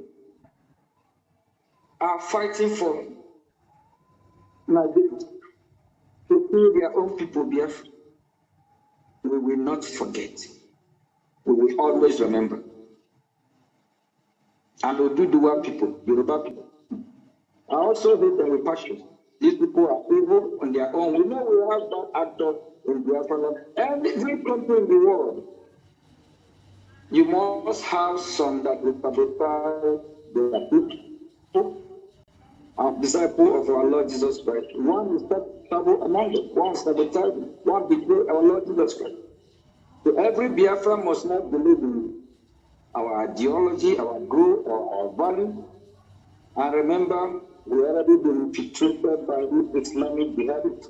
Some of them have children, forcefully have a baby mama from Biafra and all that kind of stuff. But at the end of the day, the majority of Biafrans want freedom, over 90%. The majority of Biafrans want to live a good life. We're not going to stay because of the sabotage of one or two and neglect our freedom or stop our freedom. We will hurt all our enemies. We will hold them accountable. Our freedom is here. Our freedom is here. And the BBC, kudos to what they did, we expect more. And why the Nigerian are coming after me watching history. Here is the battleground now. Here is the battlefield. We are here, we are waiting. Yes, if it is here that we will negotiate Biafra, so be it. We will drag them to Washington corridor. Yes. And Biafra will negotiate for. We set the pace for them and they will follow. We drag them to the pit that they have done for us. Thank you very much, Minister of Information. I really appreciate what you done. Thank you. And I hope our people will start waking up, knowing that sabotaging your people is not the answer. Those that sabotaged Biafra during the war, today they are regretting it. Some of them are from Egiamu, some of them are from Yanyama, some of them are from Arbo, some are from Owerri. Today they are regretting it. But some of them, they are village. It's been overrun by these jihadists. Thank you very much, and keep doing the good work. Thank you.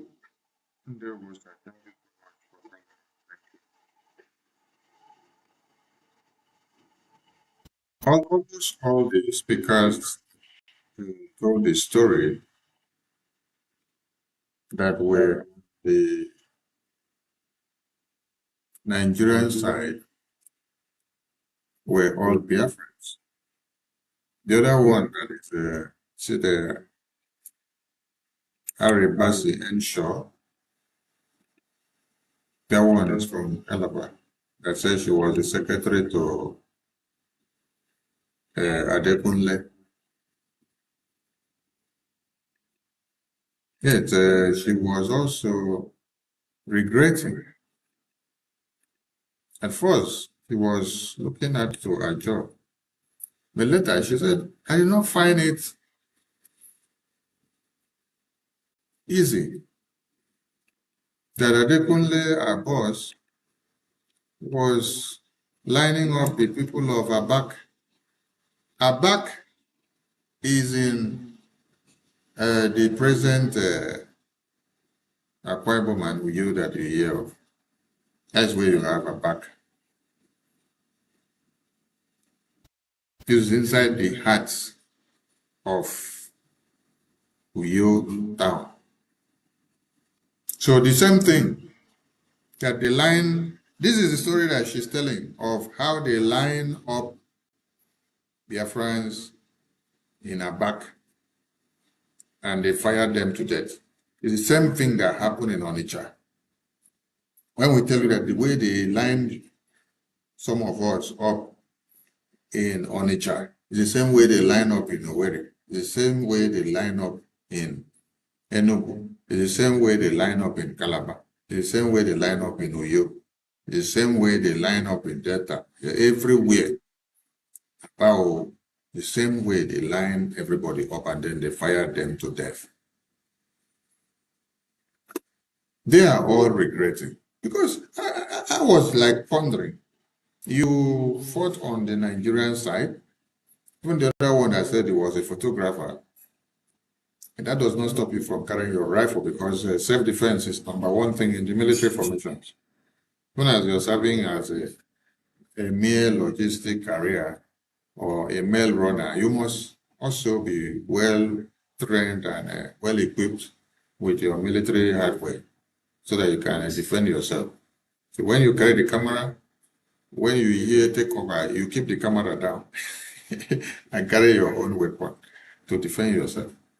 I was surprised that even the other one that was the secretary, and all of them, they are all at the end of the day, in 2026, telling you that they regretted, they did not like what Adekunle was doing, how they line up their own brothers and sisters from Abak in Uyo, and then they fired them to death. But you see what happens during the war. During that very dispensation, they could not speak up. They could not say this thing to their superiors because they are subordinates. So you obey the last command. If you say anything contrary to your superior, you will be eliminated and also fired the way they are firing the captives that they found in the war. It is shocking that she was saying she herself wasn't finding it funny. The way her brothers and sisters in her back were lined up and slaughtered. It's surprising.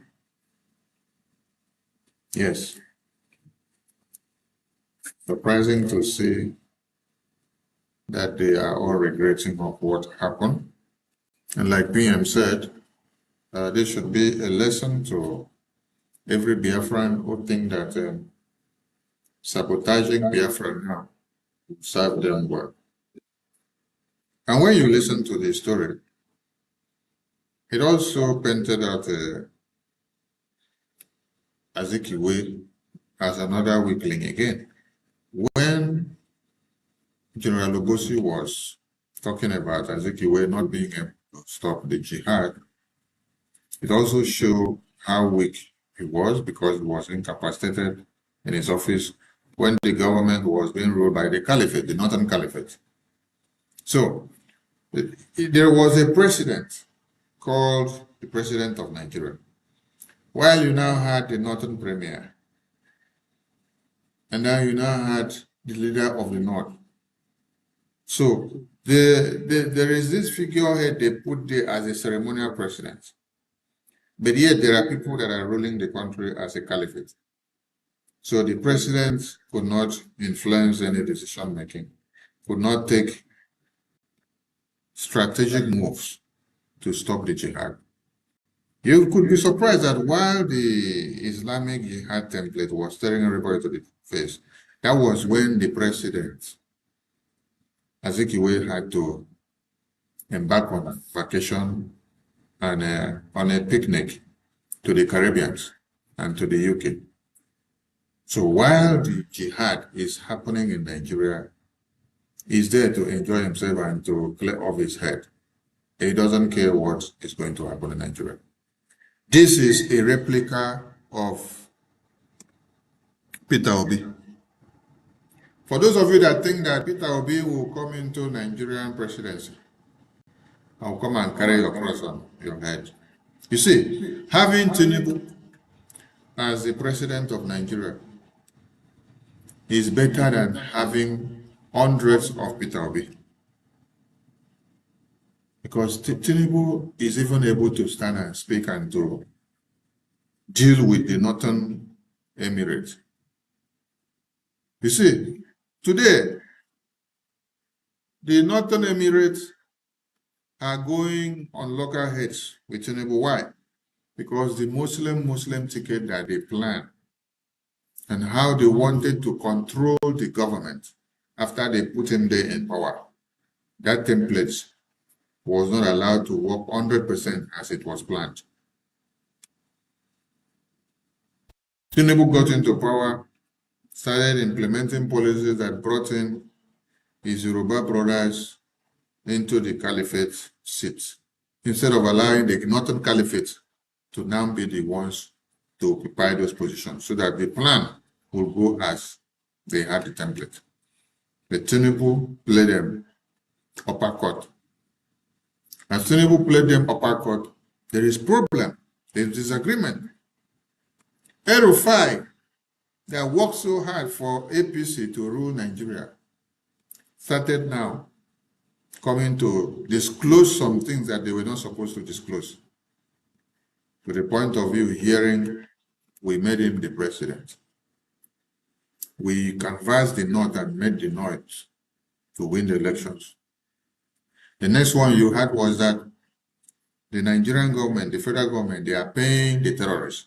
You did not hear they are paying the terrorists from just a broadcaster or any person that is insignificant in the government. You heard it from a senior statesman, a Northern Caliphate like El-Rufai.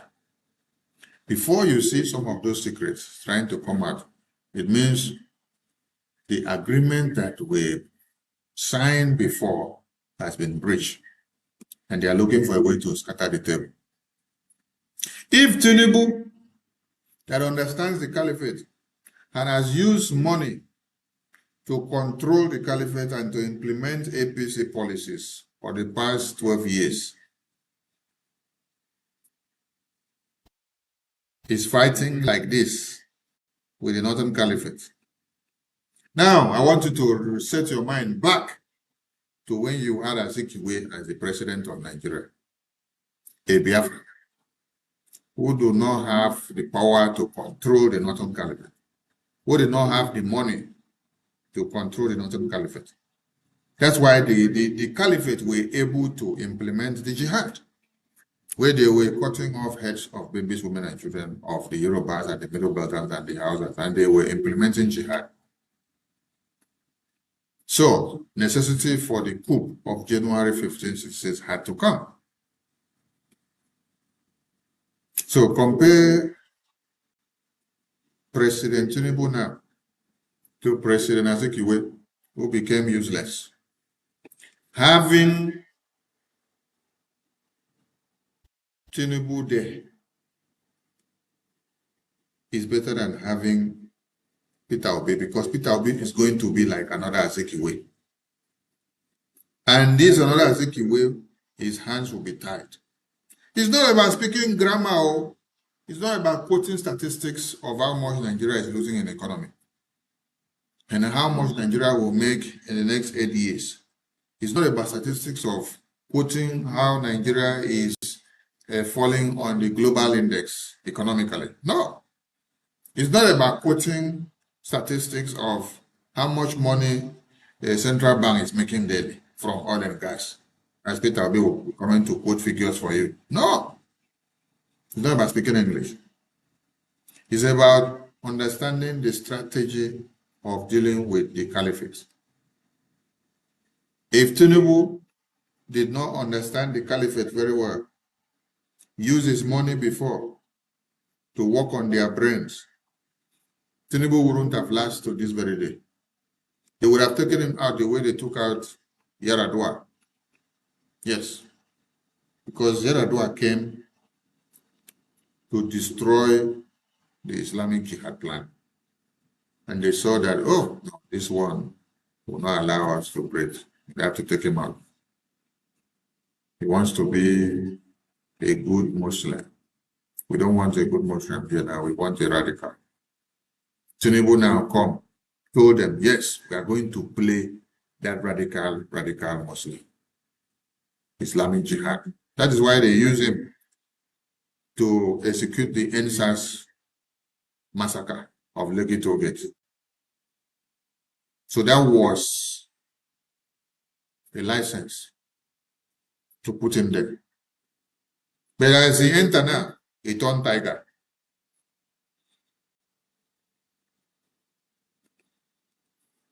More Tinubu have to be there so that he will continue to fight Biafra government in exile.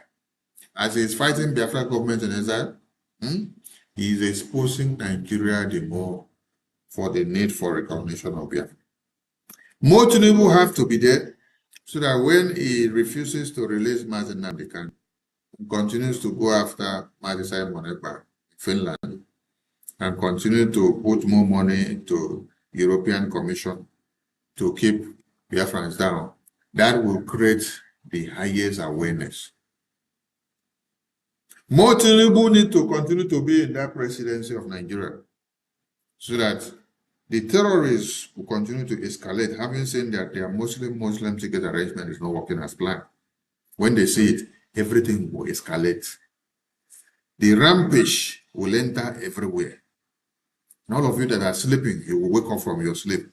You face the reality to realize that Nigeria is on a time bomb and it is time to dissolve this contraption.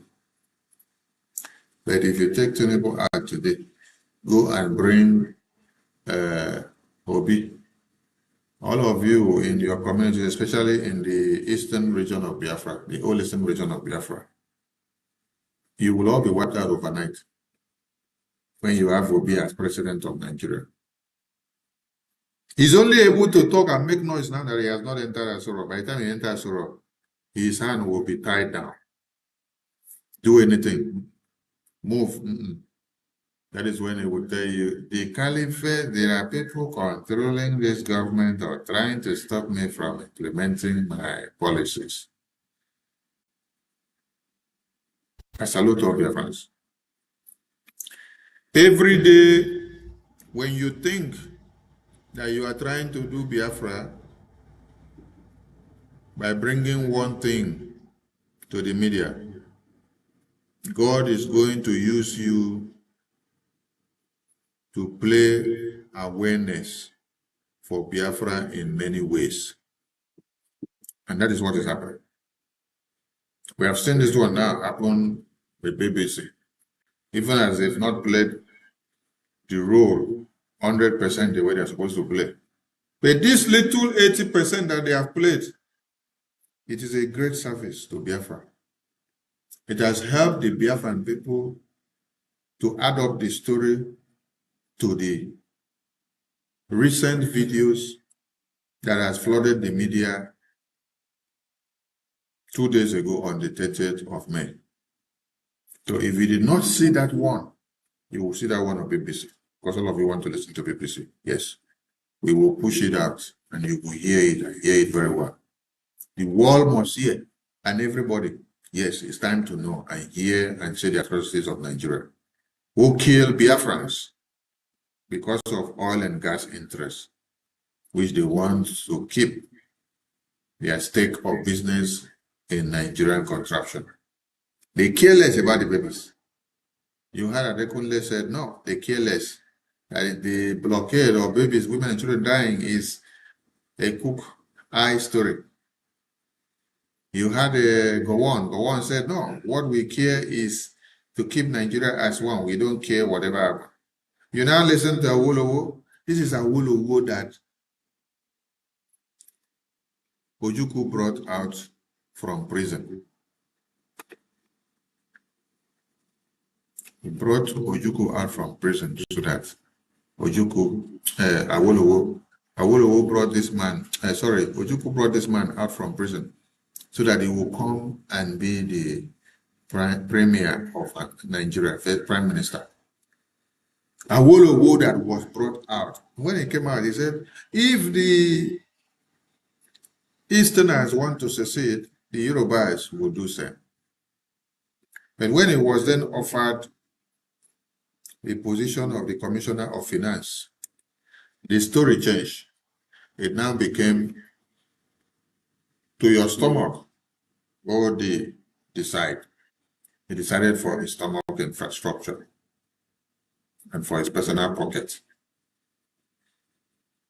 So this is the same person that then opened his mouth and said, when the journalist asked him, don't you think that implementing the blockade is disastrous, considering babies, women, and children that are dying of starvation? He doesn't care. He said, what matters most is that the unity of Nigeria will remain. And we don't want any negotiation about it. That is Awolowo. Could anybody ever thought that Awolowo would say that? Awolowo.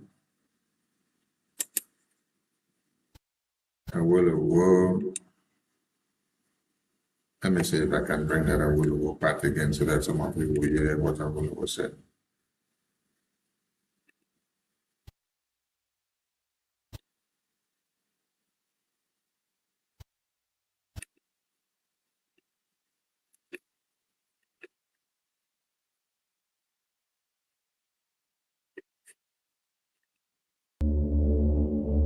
The Marine Commando had defeated Biafrans mentally before they were defeated physically. We were waiting for Biafra to collapse.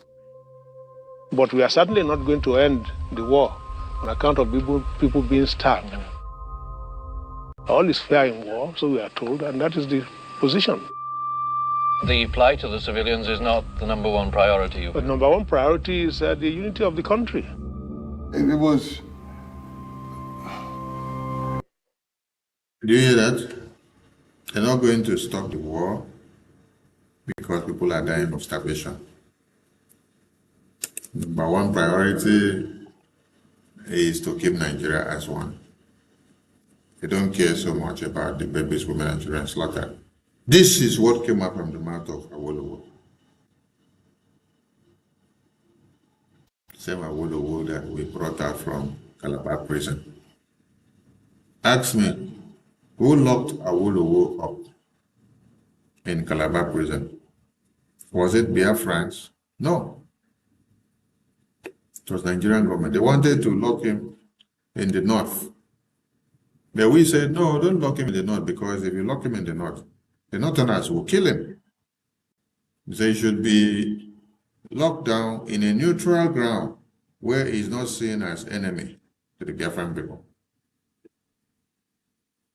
So he was locked in Calabar, in the Biafran region in the east. Then when he was brought out, he used his mouth to say, if the East are seceding because of the deplorable position of Nigeria, that the West will also do the same. And when he now got to Gowon gave him Commissioner of Finance. Oh, okay, your own don't reach. To hell with those Biafran people. The next day, he gave another press briefing that the Biafran people trying to secede from the country, that they are on their own, that they should continue on their mandate, that the West have nothing to do with breaking up from Nigeria. Here's the person telling you who is the one that, he is the one that even came up with this plan of blocking even the money that Biafrans had in their banks, so that they cannot be able to reach out to it. They implemented financial blockade, implemented food blockade, implemented all the kind of blockade. So when you hear him say, they don't care about babies, women, and children being slaughtered or starved because of the blockade, that all they are after is unity of Nigeria, Nigeria to remain as one. I salute everyone, and keep a date with us again tomorrow, as we have some guests in the studio for Politics Insight. I salute all of you. Be of good share and keep up the good work. Our voices are being heard in Washington, D.C. in a very high scale, and Nigeria are running mad. We want them to run mad in a different way, because Biafra is here and nobody can work on the reality. Thank you all from here.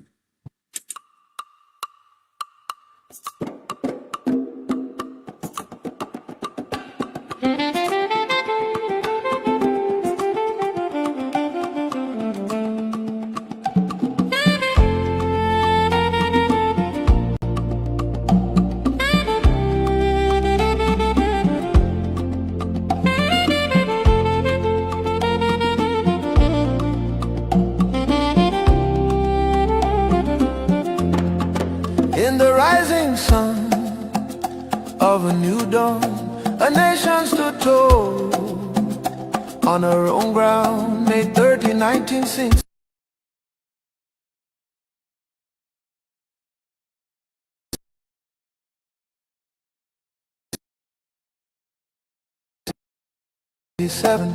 The flag was raised, land of the rising sun, freedom proclaimed.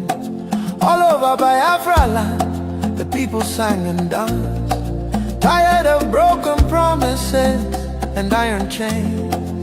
In July 6, 1967, Nigeria waged a genocidal war against the young republic. The drums of war began to sound. Nigeria turned against us on our own sacred ground. May 30, 1967, we still remember